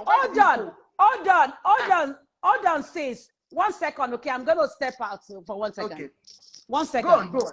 So I wanted to ask this caller. I don't like it. Why don't you call back, please, caller? Because I've got a question for you. I said, when we want to have party, wedding party, what do you call it? What do you tag it when we are going to Idioko? So when she's saying she's done with the marriage, what do you want her to tag the party? I don't know. And like I said even when we started, a caller has Japa, yes now. When we started, that is what I'm still saying, and I stand on it. It's because of this Christianity, our religion. Okay, I think let them do the party. I'm interested. Yes, so don't mind her. She doesn't know what that woman went through. You know.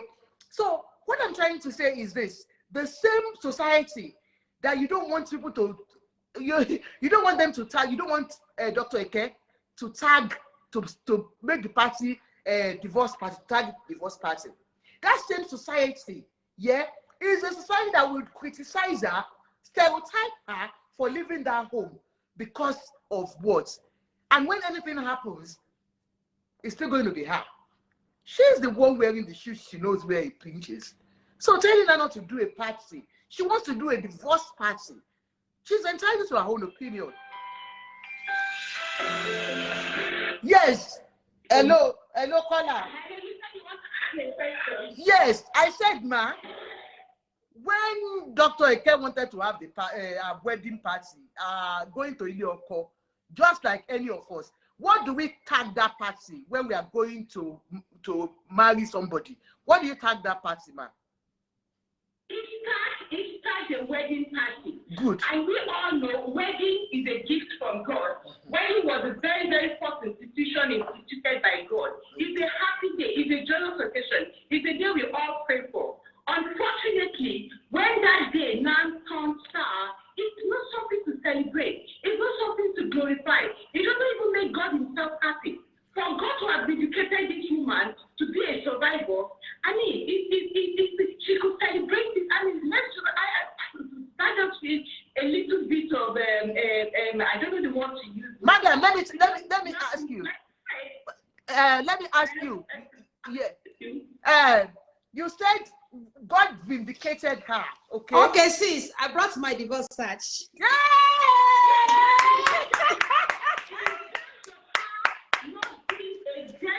By now, hello. You know, in terms of her, hello.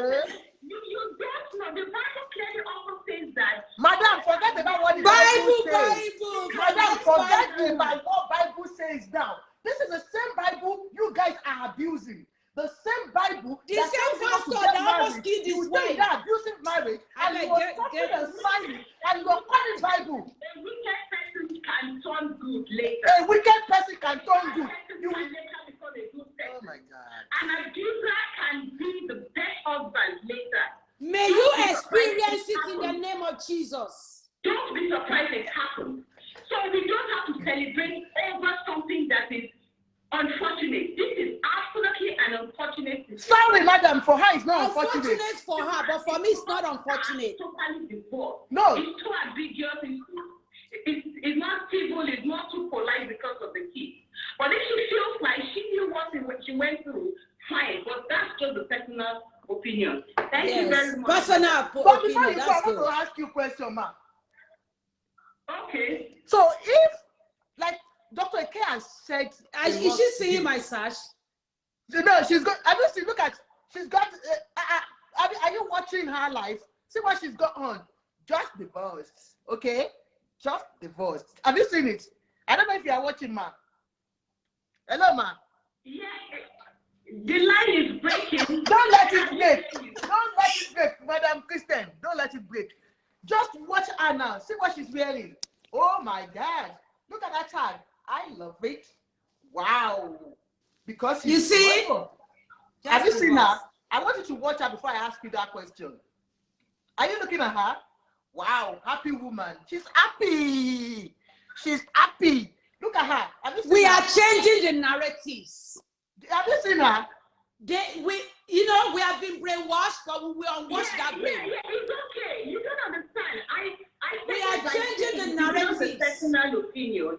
I mean, we don't have to celebrate something that is totally unfortunate. Hello, ma. Hello, ma. Somebody said I should tell you that this is not a fellowship. That we are not. We are saying reality. Okay, thank you very much, madam. No, ma. Yes, no. Hello, ma. All the best. Anyway. Don't go. I still have a question for you. Thank you. I still have a question for you. I still have a question for you, Madam Christian. She's gone. You know what? That's my winning laugh. My winning laugh. Honestly, we are having a big laugh. You know what? Like I said, he who wears the shoe knows where it pinches. It's the way we have been brainwashed. Can you imagine saying unfortunate? He might be unfortunate for you. As a matter of fact, it's available. Go have him now. Honestly, look, and most of these Christian women, I'm telling you, they are in that man's house. They are crying. Do you know? I'm telling you, this woman, she's a pastor. The husband is a pastor. Can you imagine? When she sent me those videos and pictures, broken eyes, broken lips, broken nose. Pastor got 2 people pregnant. Can you imagine? Pastor? And then you'll be surprised that woman that called is a pastor and her husband is abusing her. You will know them now, by their words we shall know them. Our pastor mistress, our pastor mistress. Better liberate your mind and don't let the society kill you. Honestly, it's not even about Christianity. Divorce is an unfortunate. It's an unfortunate thing to you. Because you see it as unfortunate. It's freedom for me. Freedom. And before they will know, they will say the children. The children wanted it to happen.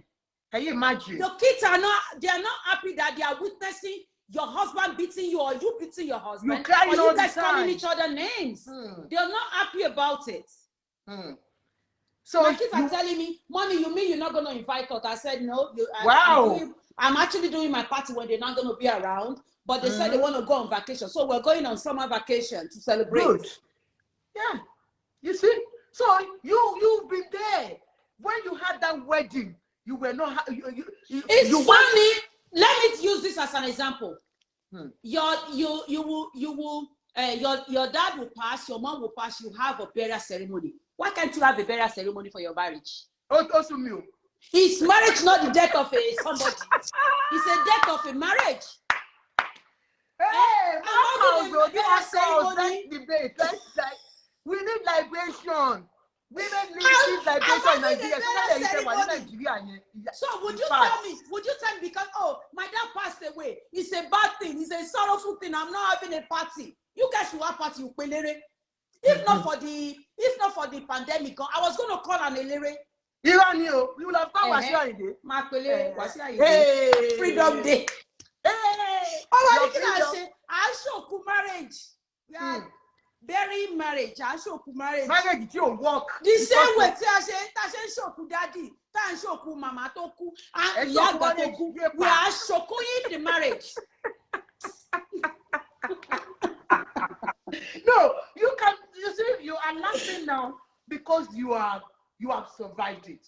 I'm just telling you, and for those that are still going through or you've been through it, you need to work on your healing. That when you talk about your experience, you will laugh about it. No, no, you are still bitter. Don't show nobody. You are still bitter. Don't show nobody. That kind of feelings. Work you on are yourself. Still bitter. Don't show nobody. You need to work on your healing. You get to that stage that all you think about is how your life gonna get better and your children. And your children. And be happy. But if you're still thinking, if you're still wondering what that man is doing or what that woman is doing, you are still interested. You are not out yet. Live your life. They will be the one. He's still stalking me. He knows everything. He will tell the children because he's stalking me. I blocked him everywhere, but he's still stalking me. If you think about what they do, they will start stalking you. I should be the one stalking him now. Maybe I should be the one stalking him. You need to get to that stage. You'll be happy, you'll be living your life, they'll be the ones stalking you.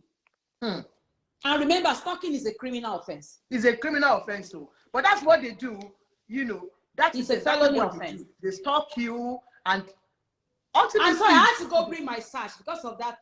Look at that. Just divorced. Anyway, thank you so much, Dr. You're welcome. Thank you for sharing. I have a date with the children. You said that. Yeah, that's why we are going to let you go soon. Thank you for sharing your experience with us. We appreciate you because a lot of women are going through this.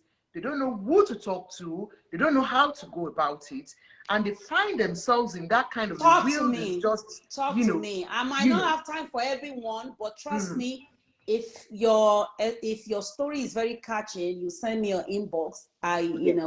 You can repeat your number to them so that people can get in touch with you. Or no, they do it. I'm not giving my personal number. I give my personal number when I start.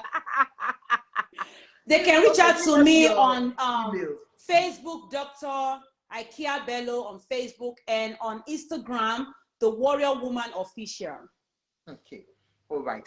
The Warrior Woman Official, and then you can go on you can contact me on my website too. It's www.drikeadebello.com. That's very good.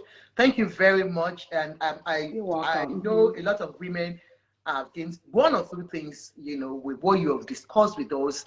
You shared your story, you shared how you got out of it and how you became a survivor from a victim. We appreciate you, we love you, and we say we wish you all the best. And we wish we could be part of that divorce party. I wish I could just calm down and enjoy. Don't worry, I'll send you a Zoom link. Okay, when you send me the link, are you going to send your go with it? No, you know how they do Zoom link now. You get your own champagne, you pop it on my beer. Are you going to send the champagne? That's what I'm asking. I ain't paying. I ain't sending no champagne. I ain't paying. I ain't sending no champagne. So I wish you all the best because I know you've gone through it and you'll be. Why I got attracted to Dr. Ikeade, guys, I got attracted to her on Facebook because of the way I see her with the children. She's always having a very beautiful time, family time with our children. You can never find her alone. She's always there, me and my children, my I5 and my, so it's very encouraging. She knows what she wants. She wants to have a good life for herself and her children. And that's why she has survived this. She's stayed positive. She knows where she's going to. So thank you so much. I wish you all the best for your divorce party or whatever party you want to have. And for future, even if you say you're not going to get married again, you have impacted people's lives in a way that you don't know because of what you've been able to share. So we appreciate you. Thank you, Dr. Ikeade. So you can say what you wanted. You wanted to say something. I lost my thoughts. What was I going to even say? I was saying something about if you're going through abuse and you're ready to go out and you're still thinking about what the society will say, the only way you can do that is to be shameless. You need to be shameless. If you're a woman walking out of an abusive marriage, or a man walking out of an abusive marriage, for you to really succeed, you have to be shameless. Because the society will bully you back to your abuser. And the moment you go back, it might be the end of you, period. Because the moment you come out in the public that you're gone, when you go back, they will deal with you, period. That's it. They will deal with you. And for some that have done it before, you can testify to it. You know, they will deal with you. So that's what I'm just telling you. You need to be shameless. That's the only way you can make it. Like the caller that called telling me, tell her not to do the divorce party. Come and stop me. Me that bought the clothes I'm wearing already. You know about but he has ordered that clothes. I ordered my clothes in Nigeria. The same lady that makes Tonto Dike's clothes. Wow. So you're spending so much money on that. Remember I said we are doing the burial of the marriage. Oh, bless you. We are burying the marriage. Funny it is. Ashoku marriage. Ashoku marriage to work. Marriage to fẹ́ rán yàn lọ sọ́run. Tó fẹ́ rán yàn lọ sọ́run. So what? Tó fẹ́ rán yàn lọ sẹ́wọ̀n. Tó fẹ́ rán yàn lọ sẹ́wọ̀n. Ashoku marriage. Tí o bá ti dùn mọ́ anybody nínú, tí bàbá àbí ìyá ẹ̀ bá kú, má ṣòkú wọn. Because it's a bad thing. It's true, it's a bad thing. The death of a mother or father, is it not a bad thing? It's a bad thing. It's a bad thing, yes. Yeah, don't rejoice. Don't bury them. What is the difference? I'm trying to bury my marriage. I'm doing the burial ceremony. You're telling me, don't do it. Don't mind them, Jerry. Do it, Jerry. Let's enjoy together. Do what makes you happy. Do what makes you strong as a woman. It's okay. We need mental liberation. I'm telling you, we do. Honestly, because I think we've been brainwashed so much. Oh my God! We need a mental liberation. When I talk to women, the women that I talk to, even some men that I talk to, when I talk to them, sometimes I just be like, I don't know where to start from. I have an intake form that I use. It's like I don't even know where to start from. Like, we need to start with the brain first. We need to start with the mindset first. You know, because if that mindset is not changed, no matter how much we do the coaching, the therapy, it's not going to work. It's not going to work. So we need to start with the mindset. Somebody said they need your contact. Please, I need your contact, ma. Do you want to answer her? She said she needs your contact. Tell her to you tag me. Tell her to inbox me. Just inbox me. Inbox her. Our details are on the page. I have it on that. If you look at what we brought out on this program, this particular program, our details are there. So if you can give her inbox me. Inbox her. Thank you so much, Dr. Ikeade. You're welcome. All we're just trying to do is to change the narratives. Yes. You need to live your life, even in the Bible, you need to live your life to the fullest. I use this as an example a lot. Lucifer was chased out of heaven because Lucifer was the narcissist of heaven. If God cannot deal with him and said, and he sent him out. God has the power to change him, but he did not. Because salvation is given, but you have the right to take it or not. So why would you put a man or a woman in a prison saying your love can change an abuser? No, Are you wait. God? Are you God? So it's like a prison. You're in a prison if you don't know. God decided not to change Lucifer. Hmm. If you know you can change the abuser, go and change Satan first. The same Satan God chased out of heaven. And guess what? Even did Satan refused to stop. He still went to Jesus to tempt him. That's exactly how abusers behave. And you are here preaching to women, an abuser can be the best man. Hello? Oh my God, go and get married to devil before you know what's up. Thank you very much. All right, Doctor. I'm gonna get off so I can go take those babies. They did everything, but like I was upstairs trying to get ready, and they were downstairs getting my studio ready for me and all that. Even my son stayed with me for a little bit before he left. I saw him. You know, he was there. And thank you so much, Dr. Ikeade. So let me take them out.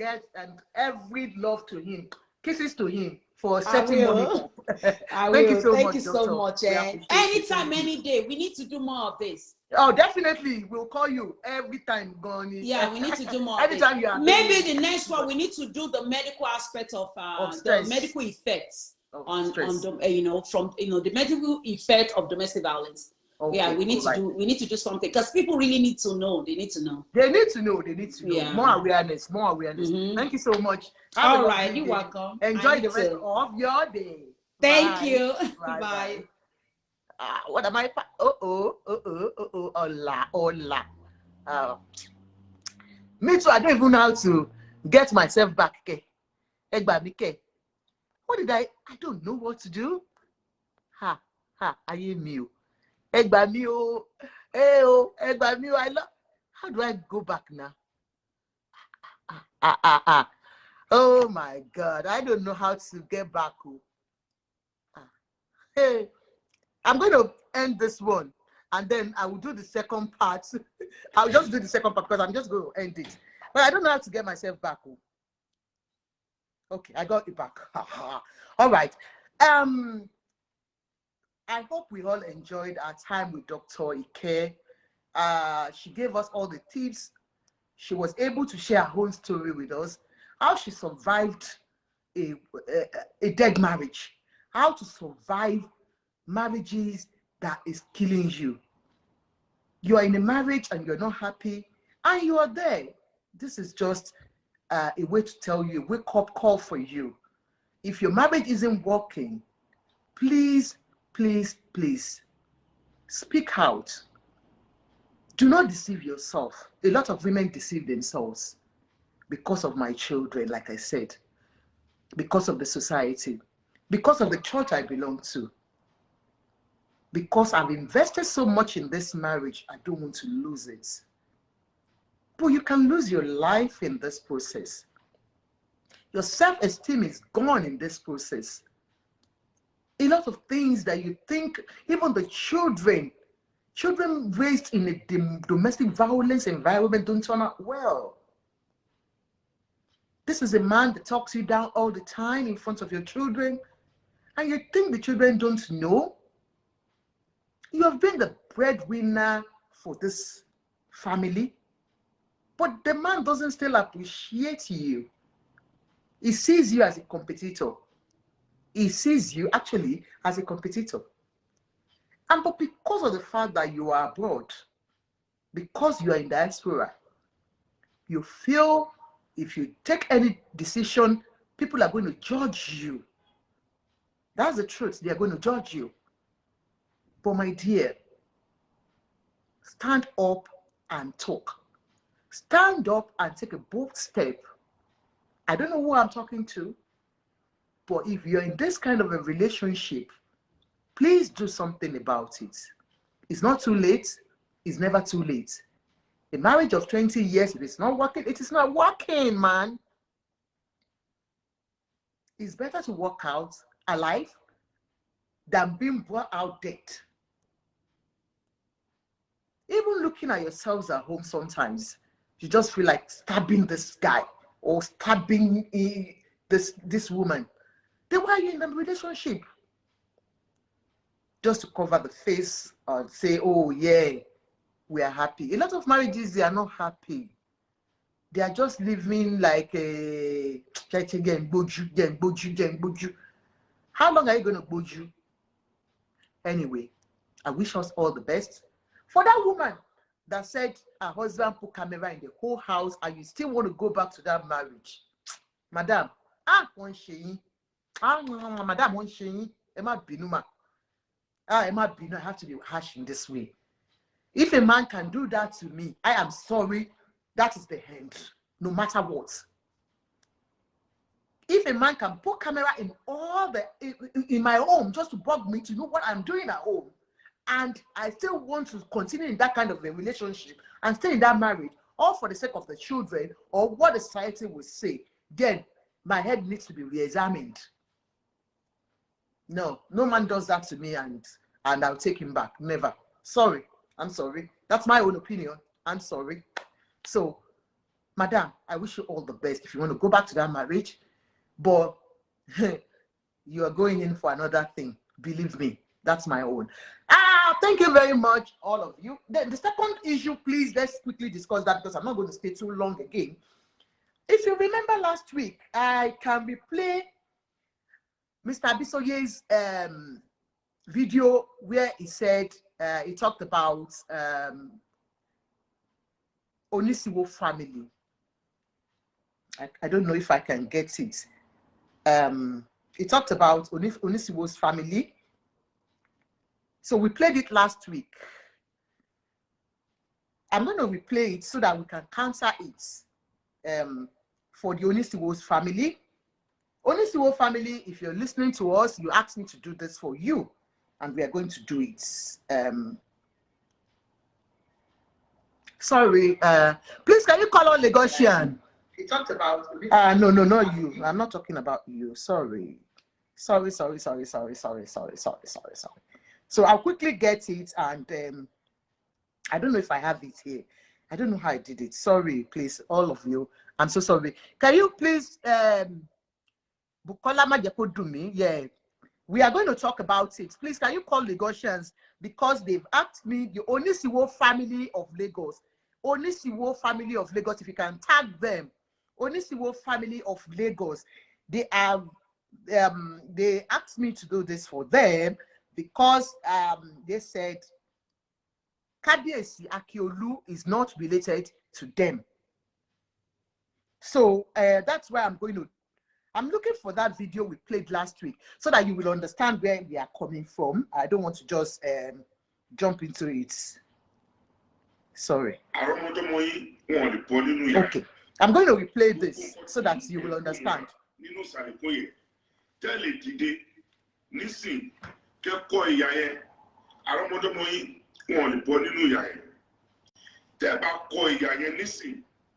Hope you cannot hear. You can hear me.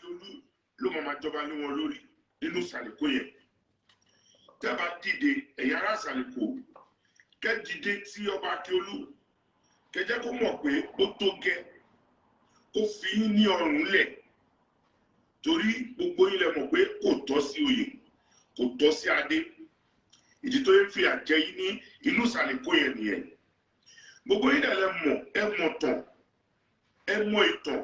I hope everybody can hear. Olè alátẹnujẹ kò ní jẹ́ kẹ́ ṣe tó tọ́ ṣùgbọ́n tẹ́ bá dìde tì ẹ̀yin tẹ́ ìlọ́pọlọ nínú wọn nínú Sàlẹ̀kó ẹ̀yin tẹ́ gbójú tẹ́ gbóyà tí ẹ fẹ́ kọ́ rẹ̀ yín jẹ ẹ dìde ẹ wojú ẹ sọ fún pé ó ti tó gẹ́ ohun tó ń ṣe nínú Sàlẹ̀kó yẹn ò dáa ẹ lọ wo gbogbo.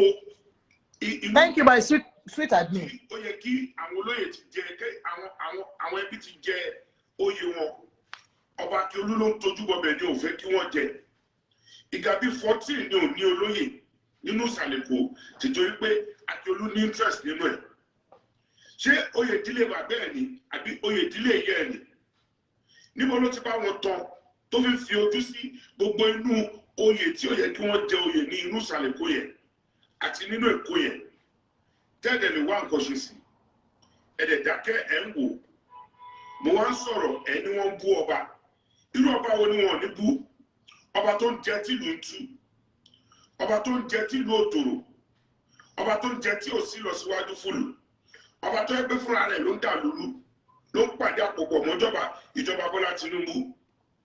Ṣé kò wá tó kéèyàn rọ irú ọba yẹn lóyè àbí kó wọgbó lọ? Báwo lèèyàn ṣe máa wà nínú ìlú tó lóun jọba tí gbogbo olóyè ń kú, gbogbo olóyè ń kú, kò dẹ̀ yẹ káwọn tó ní oyè ìdílé wọn kí wọ́n jẹ oyè wọn torí pé ó fẹ́ fix àwọn ọmọ ẹ̀ síbẹ̀. Ọmọ àlè ló ń wà bẹ́ẹ̀ yẹn, ọmọ àlè ló ń wà bẹ́ẹ̀ yẹn, olè ló máa ń wà bẹ́ẹ̀ yẹn, ló máa ti fẹ́ jẹ níbi tí ò ṣe sí. Olè, ọmọ àlè ló máa ń wà bẹ́ẹ̀ yẹn. So Ọba Akiolu olè ní ọmọ àlè dẹni, kò tọ́ sí oyè, ẹ̀dẹ̀ mọ̀ pé kò tọ́ sí oyè, gbogbo ibi tí ò ti bá wọn tán ló ti fẹ́ jẹ. Irú Akiolu òfin mi kankan tọ́ mọ́ ọba nínú ìsàlẹ̀ kó yẹ, ẹ̀dẹ̀ mọ̀, ẹ̀mọ ìtàn. Ibi tí yẹ ti bá wọn tán inú ilé Onisiwo ni. Wọ́n dẹ̀ mú láti. This is where I'm coming to. Abisoye said, ibi tí ìyá ọba ti bá wọn tán ìdílé Onisiwo ni. Àwọn ìdílé Onisiwo wọ́n ní kí n jọ kí n bá yín sọ fún gbogbo ẹ̀yin Lagosians tẹ́ ń gbọ́ wa. Wọ́n ní kábíyèsí ò bá wọn tán o. Wọ́n ní kábíyèsí ò bá wọn tán. Wọ́n ní màmá kábíyèsí ò bá wọn tán rárá.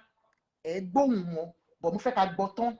Kékeré wọ́n fà lé bàbá Kàlífò lọ́wọ́ ni, olùmẹ̀gbọ́n ìjẹta. Wọ́n fà lé Lámídì Kàlífò lọ́wọ́. Bàbá yẹn dẹ̀ fà lé Láì Télọ̀ ni wọ́n fà lé ní ọwọ́ pé kí Láì máa tọ̀. Ìgbà tí yẹn ní gọ́gọ̀gàn nínú ilé Onisiwo, ẹ̀dẹ̀ mọ̀, ìtọ́ tí lè ń sọ ẹ̀dẹ̀ mọ̀ pé ìyá Akiolu ní gọ́gọ̀gàn nínú ilé Onisiwo bí tó ti bá wọn tọ̀ lọ́ ṣe fà lé. Àwọn ọmọ Onisiwo ní àwọn ò ní ẹni tó ní gọ́gọ̀gàn nínú ilé àwọn wípé ìyá kábíyèsí wa ọba Oyèkàn wọ́n ní wọn ò bá wọn tán o. Lámídì Kàlífò lọ́wọ́, Kàlífò dẹ̀ fà lé Láì Télọ̀ lọ́wọ́ pé kí wọ́n tọ̀. Láì dẹ̀ mú, ó fà lé bàbá Musiliu Smith lọ́wọ́, wọ́n dẹ̀ mú wọ ọlọ́pàá. Inú ilé Kàlífò ló ti jí dọ́kúmẹ́ǹtì ẹbí olùmẹ̀gbọ́n. Inú ilé Kàlífò ló ti jí dọ́kúmẹ́ǹtì ilé olùmẹ̀gbọ́n. Táwọn bàbá Láì ní kí ó ẹ̀pọ̀ àwọn láti lè bá wọn já ìjà ilẹ̀. Kí Fatai olùmẹ̀gbọ́n tó jọba, kó tó jẹ olùmẹ̀gbọ́n àjà. Fatai olùmẹ̀gbọ́n náà tó tún wá ẹ̀pọ̀ ẹ̀, ó fi ibi ṣú yẹn náà ni. Kọ́lọ̀ fọ́run kẹ́ Fatai olùmẹ̀gbọ́n bí tó bá wà. Òun yìí kan náà ló ṣekú pa Fatai olùmẹ̀gbọ́n. Torí ìjà ẹni Fatai olùmẹ̀gbọ́n, ikú ẹni Fatai olùmẹ̀gbọ́n jà tó fi kú. Tíyẹn mú lọ, tíyẹn lọ sí kóòtù tó lọ fi Ògún búra lórí irọ́. Kọ́lọ̀ ń dáríjì, kọ́lọ̀ gbogbo àṣìṣe Fatai olùmẹ̀gbọ́n, kọ́lọ̀ ọba kó parẹ́, kọ́lọ̀ ń foríjì. Torí òun náà regret ẹ̀, ó wò pé kí lòun ṣe lè fún, pé ó ti ṣe tọ́kọ́wọ́ ẹ̀ tó bọ̀. Ẹni ẹlẹ́ni dẹ̀ jẹ́, ó jẹ ìyà tí ó mọ̀ lórí ọ̀rọ̀ Akiolu yìí náà. Torí òun ló lọ fi Ògún búra. Kẹ́lẹ̀ pé lọ́yà Adétòkunbọ̀ Múmúnì náà kẹ́ bèrè lọ́wọ́ ẹ̀ pé ṣé rọ́ ni nǹkan tí mo sọ yìí. Torí àwọn lọ́yà Adétòkunbọ̀ Múmúnì ni wọ́n bẹ Fatai olùmẹ̀gbọ́n pé kó jọ kó wá lọ ẹ̀pà Akiolu. Ìyẹn ni Fatai olùmẹ̀gbọ́n fi lọ dúró sí court tó fi Ògún búra pé ọmọlé olùmẹ̀gbọ́n ni. Ó dẹ̀ ti wá jẹ ọba yẹn tán, ṣé wáyé kó máa fi ìyà kó máa fi jẹ àwọn ẹbí olùmẹ̀gbọ́n torí kò fi ibì kankan bá wọn tán ní inú ilé olùmẹ̀gbọ́n. Ọmọlé Onisiwo ni ìyá tó bí Rilwan Akiolu. Ìgbà tí yẹn ní gọ́gọ̀gàn ni wọ́n fà lé Kàlífò lọ́wọ́.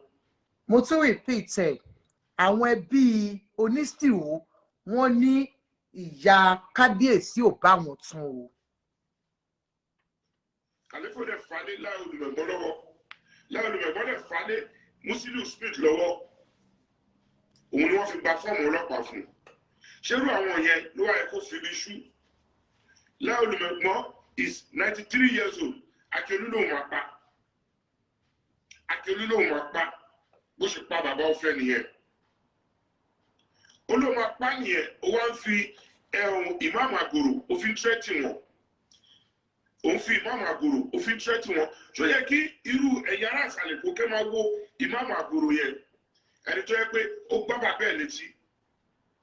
ó tún gba secretary mọ́ṣáláṣí ó tún gba létí irú yẹn lẹ́yìn fi ń jẹ imam bàbá tó bí yẹ bàbá Sárátà kò fi bí kọ́kọ́ bá wọn tọ́ nínú ilé Olùmẹ̀gbọ́n Sárátà ìyá kò bá wọn tọ́ ní inú ilé Olùmẹ̀gbọ́n ìyẹn Sárátà ìyá Imam Àgòrò kò fi bí kọ́kọ́ bá wọn tọ́ nínú ilé Olùmẹ̀gbọ́n bàbá tó bí ìyá ẹ̀ kìnìún òṣèjú sápò kò fi bí kọ́kọ́ bá wọn tọ́ nínú ilé Olùmẹ̀gbọ́n Akiolu wa ń lò ṣó yẹ kí irú ìmáàmù máa mú ọmọ oyè Onisiwo kó máa mú wọ ìjà odidi ìmáàmù Akiolu ránṣẹ́ kó mú olóyè Onisiwo kó mú wọ ìjà ẹ̀rẹ̀ pé ní ìmáàmù ó dẹ̀ bá wọn tójú bọ inú ìṣẹ̀ṣe ṣètò pé ọmọ Akiolu ni kí Akiolu gbé ẹsẹ̀ kó gbójú kúrò nínú oyè Olùmẹ̀gbọ́n kò tọ́ sí kò kí ń ṣe tiẹ̀ Fata Olùmẹ̀gbọ́n ti wá kú nìyẹn kọ́ ló ń fọ̀rùn kẹ̀ ó dẹ̀ kó dọ́kúmẹ̀tì àwọn ẹlẹ́ni ó kó dání ó kó dọ́kúmẹ̀tì tí ò ń ṣe títí ẹ ó ní ẹbí jẹ́ ló. So like why I'm here, like I said, on this issue, multiplay kini last week, the old Onisiwo family said pé Kábíyèsí, Mama Kábíyèsí ò bá wọn tán. To that effect, they had a meeting, they had a family meeting, and they said they felt bad about this because one of our program was last week. We pay àwọn rí pé a gbé síta pé Mama Kábíyèsí ọmọ Onisiwo ni. Reason táwọn dẹ̀ fi sọ pé àwọn fi ń tètè sọ̀rọ̀ síta ni pé ẹjọ́ wà ní court lórí ẹni tí Kábíyèsí tí wọ́n lọ fi jẹ Onisiwo ní èní tó wọnú ìgà wípé oyè yẹn ò tọ́ sí wọn ò tiẹ̀ bá wọn tán rárá. Pẹ̀lú ilé ìtẹ́ tí wá gbé jáde yìí sí àwa dàbí pé okay oyè tọ́ sí wọn wọ́n ní oyè ò tọ́ sí wọn because wọn ò bá wọn tún wọ́n wá send voice notes to that effect màá fẹ́ kí gbogbo wa gbọ́ àwọn ẹbí Onisiwo rèé o. Ẹ káàárọ̀ fún ẹ káàárọ̀ mọ́ àwọn Onisiwo. Ṣé ẹ ń gbọ́? Àfẹ́ sọ̀rọ̀ pa ìsìn tí àwọn Olùmẹ̀gbọ́n wọ́n fi sórí afẹ́rẹ́ pé síbi ọ̀gá bí ọmọ Onisiwo. Ṣé lè gbọ́ dáadáa? That is far from the truth. Irọ́ ńlá ni kò ń ṣe ọmọ Onisiwo rárá. Wọ́n tún wá ní kó ní àwọn ọpọlọ. Kò sí ọmọ Onisiwo kankan tó ní àwọn ọpọlọ. Ó tiẹ̀ sí sítórì kankan lórí yẹn rárá. So gbogbo sítórì síbi ọ̀gá bí yẹn very very false kò ní bẹ́ẹ̀. Kí wọ́n lọ get the information on right. Ìkejì ni pé ọba nínú àpẹẹrẹ òṣèlú Onisiwo. Kò tí ń ṣe Onisiwo kankan rárá. Gbogbo ruling houses na ní history. Lè trace ọba Akiolu nínú history Onisiwo rárá. Ó dẹ̀ ti bí wá dẹ̀ ti sọ fún àti challenge ẹ̀. So ó dẹ̀ ló wá kúrò palace so wọ́n ṣe ọmọ Onisiwo. That is the fact. That is the fact. That's true. Pé ìmáàmù Àgòrò wà ń gbé Mùsùlùmí lọ wọnú ga Onisiwo. Ó ṣe bẹ́ẹ̀ ó ṣẹlẹ̀ rí. Àwọn tó ń ṣe ìṣẹ̀ṣe ìbílẹ̀ ló máa ń gbé ọba wọnú ga. Wọ́n wá lọ pè ìmáàmù. Ó gbé ọba kan ọ̀pọ̀ pọ́tẹ́ẹ̀dì ọba kan wọnú ga. Kò rí bẹ́ẹ̀ rárá. Kò ń ṣe a wà lórí ẹ̀ báyìí àti bẹ̀rẹ̀ kéṣẹ̀ ti wà for 4 years nísìnyí. So lágbára Ọlọ́run olúgbàjáde ilé mẹ́ta ló wà nínú ìsìn ọpẹ́ bùi ọ̀rẹ́ fún mi àti mọ́yẹ̀lì lè trace Ọba Akiolu nínú àwọn houses rárá. Ẹ ṣé, thank you. Ẹ káàárọ̀. So apparently wọ́n ní Kábíyèsí ti lọ fi èèyàn jẹ oyè Onisiwo. Wọ́n dẹ̀ ní wọn ò bá Onisiwo tún ẹni tó fi jẹ oyè yẹn. Wọ́n láwọn ti gbé wọn lọ sí court. So we will not be talking much on that because it's already in court. but they just want us to know that Kábíyèsí is not related at all to the Onisiwo. Wọ́n ní ọba elect àwọn is Adegboyega Abdulfatai Onisiwo. Wọ́n lóun ló yẹ kó jẹ́, wọ́n ní bò wọ́n fẹ́ lùmí jẹ́, wọ́n ní ìyẹn ti wà ní court.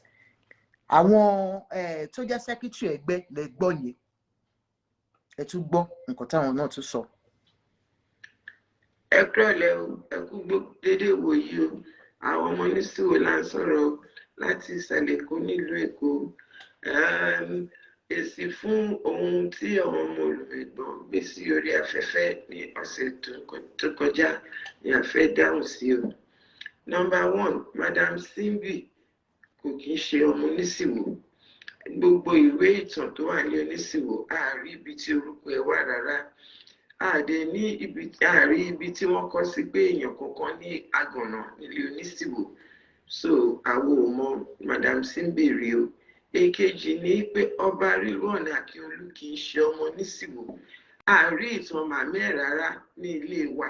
So kò sí ìwé kankan tí ó kọrúkọ wọn sí ìpè ọmọ Onisiwo ni wọ́n.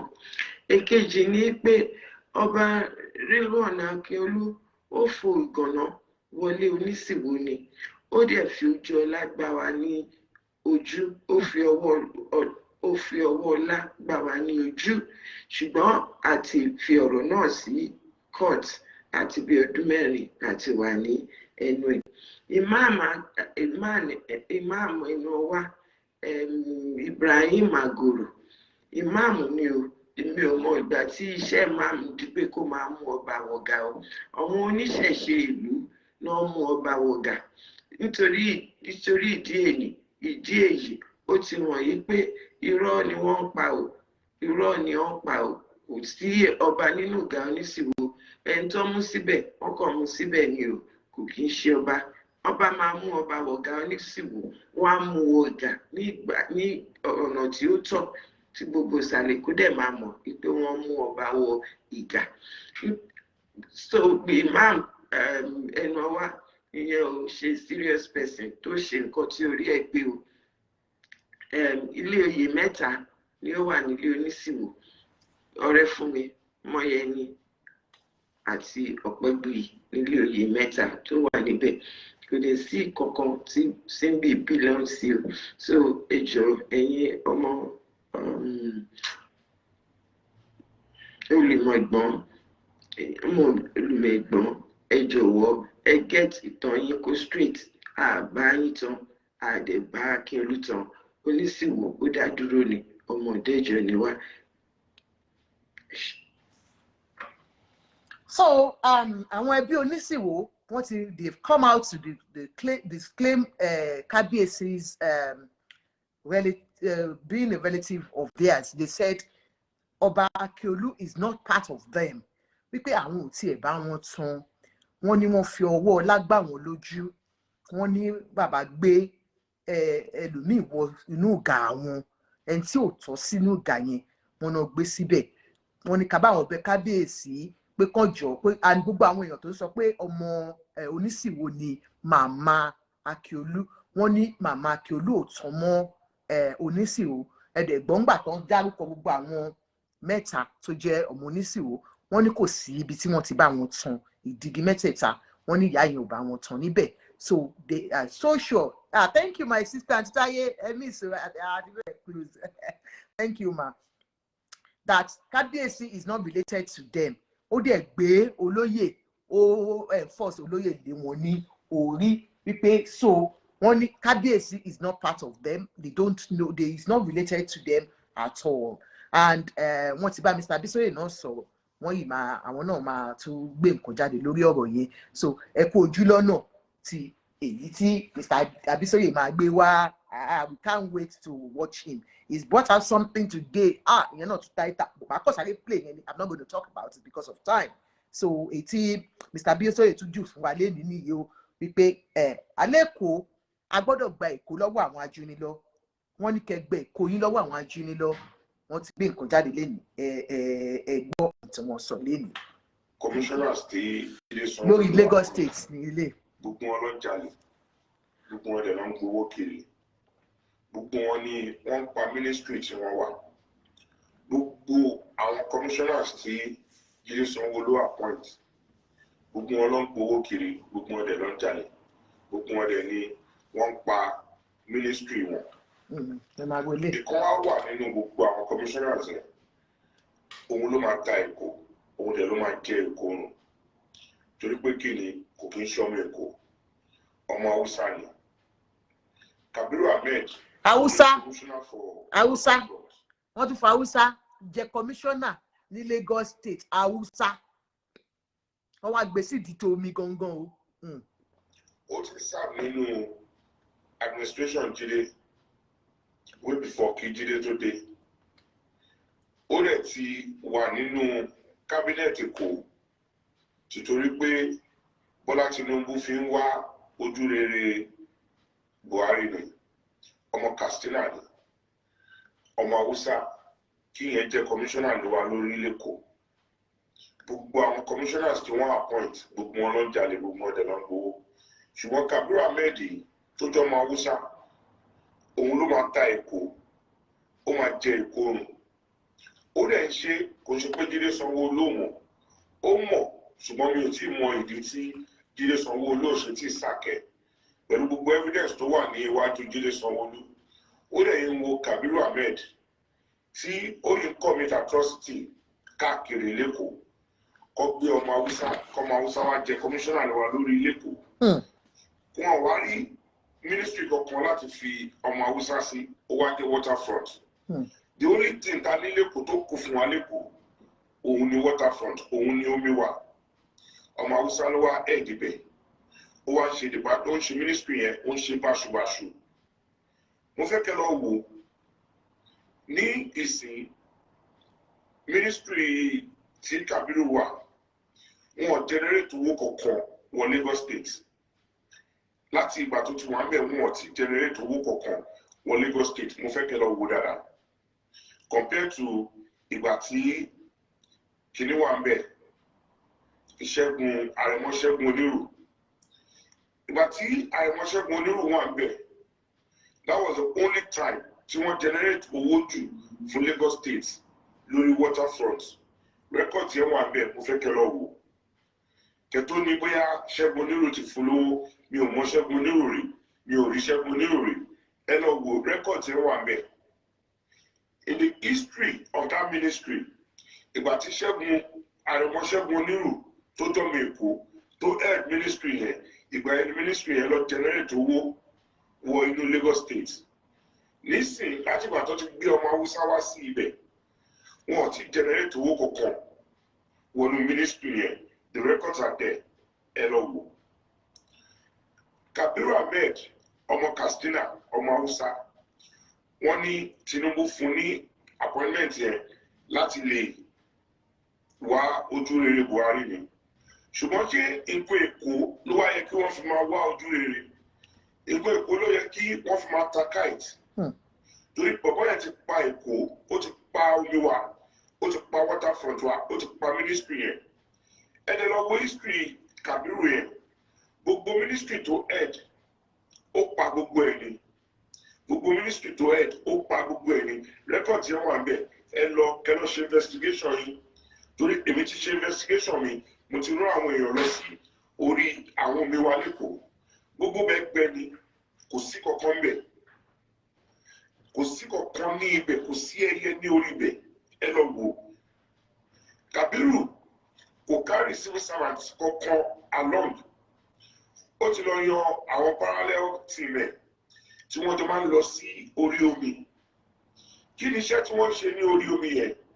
Wọ́n ṣe dredging, wọ́n ṣe reclamation, wọ́n ṣe channelization, wọ́n dẹ̀ ṣe shipwreck. Gbogbo nǹkan yẹn ni ó yẹ kí ó máa mú owó wọlé fún Lagos State. Ṣùgbọ́n kí ni Kabiru ṣe? Kabiru àti FCC Dredging Limited tí Jídé Agboola head, wọ́n jọ ń pa ministry yẹn ni, wọ́n jọ ń kún, wọ́n jọ ń pa gbogbo transaction wọn ni mo ní lọ́wọ́ tí Kabiru ń gba owó káàkiri. Kabiru nìkan ló ń dá ṣiṣẹ́ pẹ̀lú àwọn ọmọ Haúsá tí wọn ò kí ń ṣe civil servant. ó máa kó àwọn tíì rẹ̀ wọ́n á lọ máa ṣe inspection ní weekend wọ́n á ṣe Saturday wọ́n á ṣe Sunday àwọn sáìtì míì tó lọ wọ́n máa nà kúrò mẹ́rin Jídé Sanwó-Olú dẹ̀ mọ̀ kò dẹ̀ tí sáàkì bọ̀bọ̀ yìí ọmọ Haúsá òun àti Jídé Agboola FCC dredging wọ́n ti ń lo Jídé Agboola láti ìgbà tábọ̀dé wà bẹ́ẹ̀ ṣé Jídé Agboola nìkan ni dredging company tó wà lẹ́kọ̀ọ́ tó pé òun nìkan ni wọ́n lò nígbà Sanwó-Olú òun nìkan náà ni wọ́n lò nígbà òun nìkan náà ló ń gbà Bọ̀dé òun nìkan náà ló ń lò nígbà Jídé Sanwó-Olú yìí Kàbírù ló wá ń lo máa yìí wọ́n jọ ń transfer owó káàkiri sínú àkáǹtì ara wọn Jídé Sanwó-Olú dẹ̀ mọ̀ kò lè ti sáàkì. Don't forget, this is Save Lagos from àwọn Ajunilo campaign by Bisoye. Save Lagos from the hunters. That is what he's saying. He's saying, let us save Lagos. So he's bringing out facts about what he knows, you know, about what is going on in Lagos. So gbogbo facts ẹ̀ náà ń gbé síta yìí lórí commissioner tó jẹ́ pé Hausa ló tún fi ń ṣe commissioner lẹ́kọ̀ọ́. Ó máa mú gbogbo àwọn civil servants tó wà lára Hausa gbogbo ọdún máa bú olólè ni wọ́n oná useless. A dẹ̀ ní head of service Akeem Olókunọlá ìyẹn dẹ̀ jókòó bẹ́ẹ̀ wọ́n ní tó bá fẹjọ́ sùn Akeem àríkò ṣètò kọ̀ọ̀hún ọ̀kọ́ lé wọn dànù. Ẹ̀rẹ̀ ń wò tí ọmọ Hausa ó wá fi ọwọ́ lálẹ̀ lé wa lórí lẹ́kọ̀ọ́ ó ń kó àwọn civil servants tọ́jọ́ mi èkó tó ń ṣiṣẹ́ tí kò kárí wa lọ́nà. Ẹ̀rẹ̀ ní head of service lẹ́kọ̀ọ́ wọ́n máa treat àwọn civil servants ọmọ Hausa ń fi ọwọ́ lálẹ̀ ó máa treat àwọn civil servants ẹ̀rẹ̀ ń wò. Kabiru Ahmed ó ṣe deal káàkiri lórí gbogbo waterfront wà lẹ́kọ̀ọ́ àwọn ọmọ Hausa nìkan tẹ́ bá lọ sí Hausa ní ministry ẹ̀rọ wò ẹ̀rí àwọn tí wọ́n ń gbé àwọn láwà ní Fúlàní yẹn tó pé àwọn lọ́n tún pè wọnú aláwùsá lọ́dún èlé Kabiru carry any civil servant kọ́kọ́ along. So apparently wọ́n ti fẹ́ gba Lagos State Ministry mọ́ wa lọ́wọ́ wọ́n láwọn Haúsá náà tún kó síbẹ̀ ń sìn yìí o ẹ jọ̀ọ́ o gbogbo èèyàn ọmọ Èkó ó dà pé ń sùn wake up o Lagosians wake up wọ́n náà ti fẹ́ gbé Èkó mọ́ wa lọ́wọ́ àwọn gbọ́dọ̀ gbẹ̀yìn gbẹ̀tì mọ́ wa lọ́wọ́ o okay o. Ahmed ni commissioner for waterfront ẹ lọ wo ministry yẹn wọ́n generate owó kankan wọnú ministry yẹn ní Lagos State àpò ara ẹ̀ ló ń gba owó sí gbogbo transaction ni mo ní lọ́wọ́ òun àti FCC dredging wọ́n jọ ń pín owó wọ́n ṣe san owó sínú àkáǹtì ẹ̀ ṣé àwọn nìkan àbíkó yẹ pé ọmọ Haúsá ni wọ́n láti gbélé ministry yẹn lọ láti head ministry yẹn ministry yẹn ṣe tó gbogbo nǹkan ló ti gbà lọ́wọ́ mi Èkó wọ́n ti wá gbé omi wa wọ́n ti wá gbé fọ́mọ Hausa tó gbé Bọ́lá Tinubu ó fẹ́ jẹ president ní 2000. Senator Bọ́lá Ahmed Tinubu ẹjọ́ sá ẹ má gbé Èkó mọ́ wa lọ́wọ́ o ẹ ṣàánú wa o omi the only thing that you ní ẹ má ṣe bẹ́ẹ̀ sá ẹ jọ̀ọ́ ẹ má gbé Èkó mọ́ wa lọ́wọ́ tó yẹn omi nǹkan ṣoṣo ta ní nìyẹn ẹ jọ̀ọ́ ẹ tún gbé fáwùsá.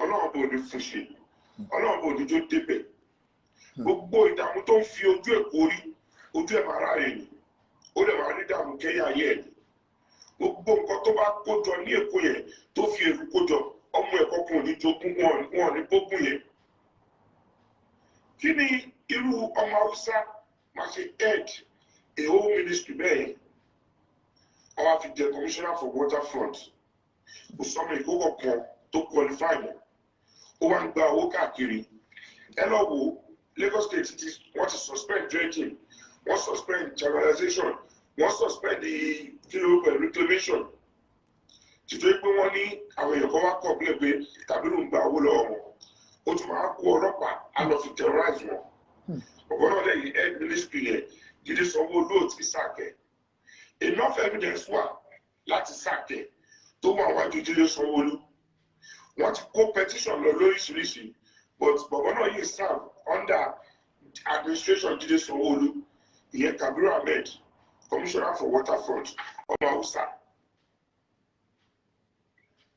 Gbogbo Banana Island, Victoria Island, Ikoyi, tí wọ́n ti ṣe dredging tó ń ṣe reclamation, gbogbo bẹ̀rẹ̀ Kabiru máa ń lọ. Ló máa kọ́ àwọn Hausa lọ every weekend, Saturdays and Sundays. Ó máa lọ máa inspect. Iṣẹ́ àwọn civil servants kò jẹ́ kó ṣe mọ́. Ó wá rẹ́dà gbogbo civil servants, ó rẹ́dà wọn useless. A máa wá pò wọ́n lólè. A máa bú wọn. Gbogbo ministry tó ti ẹ̀dì rẹ lọ wò, ó pa gbogbo ẹ̀ lókun ni. Kò sí ètò gbèrú. The records are there. Gbogbo ministry tí Kabiru Ahmed ti ṣiṣẹ́, gbogbo ministry yẹn ló pa lókun. Ó wá wà gba àkọọ́lẹ̀ tó gbà ń sìn as a commissioner for waterfront. Láti ìgbà tó ti débẹ̀, kò sí owó kankan tó wọ àpò Lagos State.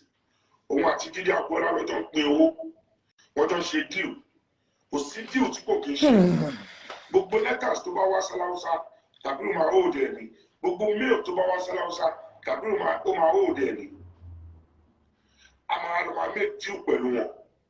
Wọ́n lè fẹjọ́ sùn Jídé Sanwó-Olú kí n tó bọ́ síta wá pariwo síta àti kọ lẹ́tà sí Jídé Sanwó-Olú. Wọ́n ti competition lóríṣiríṣi. Ṣùgbọ́n Jídé Sanwó-Olú lórí kọ̀kọ̀ ṣe sí torí àmọ́ pariwo kí gbogbo ẹ̀yàn ọmọ Èkó kẹ́ dìde. Aláùsá ló ẹ̀dì waterfront wà lẹ́kọ̀ọ́. Kí nìdí? Ẹ lọ pé Bọ́lá Tinubu kẹ́ pé Jídé Sanwó-Olú pé Haúsá ṣe máa ẹ̀d waterfront wà lẹ́kọ̀ọ́. Wọ́n wá ń pa waterfront, àwọn pa lókù. Kò sí civil servant kọ́kọ́ tó ríṣẹ́ ṣe mọ́. Head of service Adémọ́lé Odùkọ́lá ìyẹn dẹ̀ tó kó bẹ́ẹ̀. A tún máa blast àwọn civil servants. Bọ́lá Tinubu ò lè ever jẹ president ọlọ́run bọ̀ ní fún ṣe pẹ̀lú dààmú tó ń fún Èkó yìí. Kọ́mọ Haúsá máa fi ọwọ́ lálẹ̀ fún wa lẹ́kọ̀ọ́. Ó tún wá mú mi Èkó. Gbogbo àwọn Haúsá ẹgbẹ́ ló ń fún ní license of dredging. Kò dẹ̀ ayé Bọ́lá Tinubu ò ní dá fún presidency. Kò lè ever débẹ̀. Ọlọ́run bọ̀ ní fún ṣe. Kò lè débẹ̀. Ó dùn wọ́n gan, ó dùn Balógun Èkó, ọ̀rọ̀ yẹn dùn wọ́n, honestly, ọ̀rọ̀ yẹn dùn wọ́n gan. Pé wọ́n bínú sọ̀rọ̀ gan. Anyway, all we are saying is Lagos must be taken back. Ó tó gẹ́. Ẹ̀yin ọmọ Èkó, I am begging you today, ẹ má fi Bíóyè nìkan sí ọ̀rọ̀ yìí, ó dàbí pé Bíóyè nìkan ló ń sọ̀rọ̀. And if you see, tí Bíóyè bá ti wá sọ nǹkan síta, ó máa ń sọ wá lóhùn tí kọ́kọ́ lọ ṣe ètò pé kán rí tún ṣe, tí ò bá rí tún ṣe ló máa ń gbé síta. We are calling on Lagos State Governor pé kán jọ kán look into that matter. Wọ́n ní Aláùsá lè fi ṣe commissioner fún waterfront. The only thing tá tún rí dání lẹ́kọ̀ọ́ ẹ tún ju ọmọ Mọ́là sí. Mọ́là ẹ jọ̀ọ́ ẹ ṣàánú wa, ẹ má jẹ́ kán tún gba Èkó yìí tán pátápátá. Wọ́n ti ń gbà á, but kọ́lọ̀ bá wa dá padà fún àwa tá lè kó. Anyways, it's been a long day. We've talked about domestic violence and we've talked about this. I think it's time for us to have a day, we call it a day. But before then, Ejo, kí a jó díẹ̀, kí n bá I don't know. Ṣé bèbí ni oríire kan? Ẹgbẹ́ ìtọ́lé ọmọ rẹ̀ láyé. Ṣé bèbí ni oríire kan?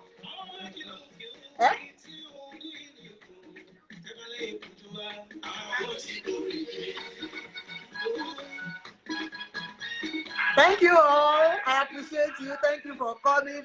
I hope next week we'll talk about something else, something useful, and I hope we're able to get something home today.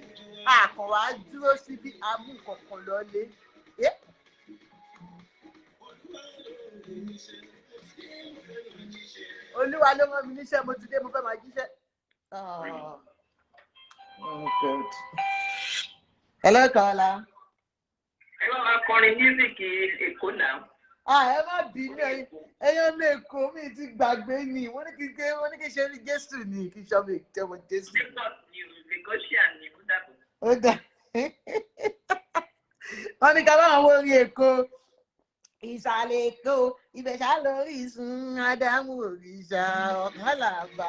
Wọ́n ní ká má play ẹ̀yìn mọ́, wọ́n ní ká play àwọn ọmọ èkó tí ní kí n jọ kí n play orin àwọn jàre kí ló dé kí ló fẹ́ fà yín wọ́n ní ká lórí èkó ká fi jáde because of èkó là ń sọ ká má rojọ́ kí ló dé kí ló ti gbé sí i àwọn ọmọ èkó fẹ́ jó orí èkó jàre má sọ̀rọ̀ ilé yìí kí ló fẹ́ fà yín. No, that's not what we want.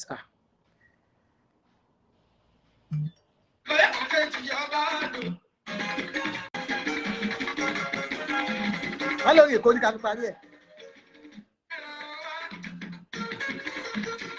I'm a Johnson. Oya, ìsàlẹ̀ Èkó, ibẹ̀ ta lórí ìsun Ádámù òrìṣà, ọ̀kan làbà, ọlọ́gẹ̀dẹ̀, ẹ̀yọ́ oníko, ẹ̀yọ́ àgéré, ìsàlẹ̀ Èkó. Tiwa ló ń ṣe fẹ́dẹ́ náà wá. Adé orí ọba ó dínú ìgà ìdúgan, ìgà ìyọlá.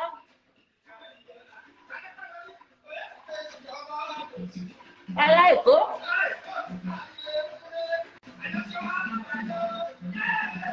Àjọṣe wa wọ́n rẹ̀jẹ̀ wa ayé ló rọ̀. Ẹyọ nẹ́nẹ́nẹ́ ẹyọ.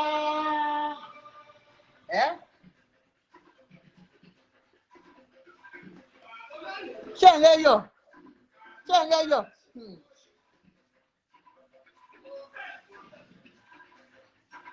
Mo fẹ́ àrùn dànù. Àtọwọ́, àtọmọ, wọ́n máa bá mi gbé. Bẹ́ẹ̀ ni o, èyí àtọ̀ wà tán. Èyí àgbà. Bẹ́ẹ̀ ni o, àmọ́ lọ́wọ́, àmọ́ lẹ́sẹ̀, àmọ́ tìmọ̀tìmọ̀, tìmọ̀tìmọ̀ lè ti mọ́ rí. Bẹ́ẹ̀ ni o.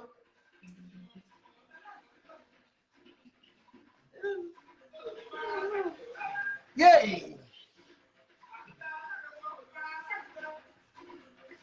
Ọ̀múrẹ̀ máa ṣì lọ láyà obìnrin dúgbẹ́dúgbẹ́.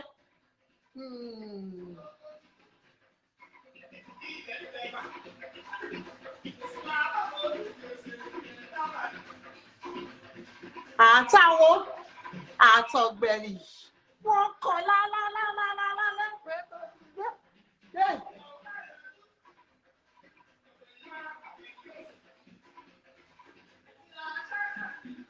Winnie, àṣàkà Winnie, ẹ̀wọ̀n balẹ̀ gbé wọ̀yọ̀wọ̀yọ̀. Eégún lẹ́ni mí, èmi kì í ṣe ẹni àgbà lójú. Àbí lẹ́ni mí, èmi kì í ṣe ẹni àṣìláyà.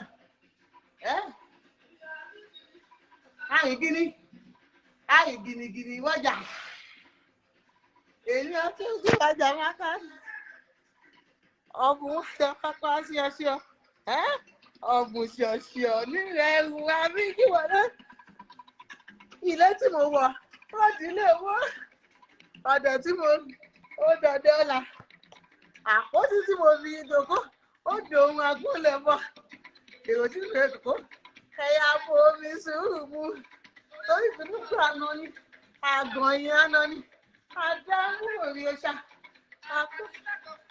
Èkó akéèṣe ìlú ọgbọ́n. Ọmọ tí onímọ̀lá àwọn àjèlé. Ọmọ lágbọ̀n ọdún orí ẹja mú. Ìmọ̀dé ara yìí. Yẹ́sù à! Mo yọ̀ fún wa ni o. Ẹ̀yọ́. Ayẹlẹ ẹ̀yọ́. Thank you, sir, Mr. Ademuago. Thank you, sir. Àwa ò ní sọ́wọ́ oníbòde. Ó dìlé. Ẹ̀yọ́. Ayẹlẹ ẹ̀yọ́. Ẹ̀yọ́. Ayẹlẹ ẹ̀yọ́. Èkó dùn mọ́ mi o. Àwa ò ní sọ́wọ́ oníbòde. Ó dìlé. Ẹ̀rí ni. Ẹ̀yọ́. Ayẹlẹ ẹ̀yọ́. Ẹ̀yọ́. Ayẹlẹ ẹ̀yọ́. Ó ti gbòdú ṣeré. Oh, what's Tony? It's time to go home. Thank you very much. Oh, I appreciate everybody. Mo love Eko. Ìsàlẹ̀ Èkó. Èkó ò ní bàjẹ́. Gbogbo àwọn ajúnilọ tán lè kó máa bàjẹ́ lágbára Ọlọ́run ọba wa gbé kó mọ́ wọn lọ́wọ́. Èkó used to be a very good place to come. Èkó lè gbogbo ìwọ tí yàrá ti jẹ ní gbogbo ìgbèríko tó fẹ́ lówó, come to Lagos. O ní láti ṣe ritual. Kò sí iṣẹ́ tí ò sí tó lè ṣe lÉkòó. Ọlọ́run á bá wa dá Èkó padà sí bó ṣe jẹ́ kó wà. Èkó tá ti máa ń ṣe ẹ̀yọ̀ tínú wa máa dùn, tá máa jó, tá máa yọ̀, àbí fún kíjé. Èkó wa máa padà sí bó ṣe wà. Lágbára Ọlọ́run, gbogbo nǹkan tí ò dẹ̀ tó á dà. Nàìjíríà, Ọlọ́run á bá wa tún ṣe. Gbogbo rògbòdìyàn yìí. Next week, I'll provide you ways to settle in different European countries. Yeah, Mr. Ademuwagun is coming next week to talk to us about immigration. So meet Mr. Tom Ademuwagun next week, Saturday, by his grace. Lágbára Ọlọ́run. Mr. Tom Ademuwagun is a lawyer, is a social worker, and he has his business, Jafat. I think we've had his number. I don't know if you can put his number so I can pin it. You can always call him for all your immigration problems. He will be there for you. Thank you very much, everybody. I hope to see you next week. Eshe Goni. Thank you for always sharing my program. Thank you for liking, pressing, love. Thank you all, and I hope to see you next week. I still remain your beautiful Ajoke, the prevailing issue hosts. Love you all. Give us a call anytime, and we'll be there to listen to your story. If you have anything to share with us, I can't even pin it. Okay, that's Mr. Ademuwagun number. If you need any immigration, if you have any immigration problem, you want to come into the United Kingdom from Nigeria, and you want to do it the right way or from anywhere, give us a call. Thank you for all the likes. Oh, even when the likes, it's making my head boost. So give Mr. Ademuwagun call on +44 795092 7152 +44 795092 7152 for all your immigration issues. You want to come in legally, you don't want to get in trouble coming in, or you're overstayed and you want to know how to go about it, give him a call. Thank you very much. I hope to see you next week by his grace. Hope to see you. Enjoy the rest of your weekend. Enjoy, and bye. Love you all. Thank you for coming. All my Noma, my beautiful admin, Dele Sonny, love you. All the contributors, all the callers, all the likers, all the sharers, I love you all. Have a lovely day. Have a lovely night. Enjoy the rest of your weekend. Bye.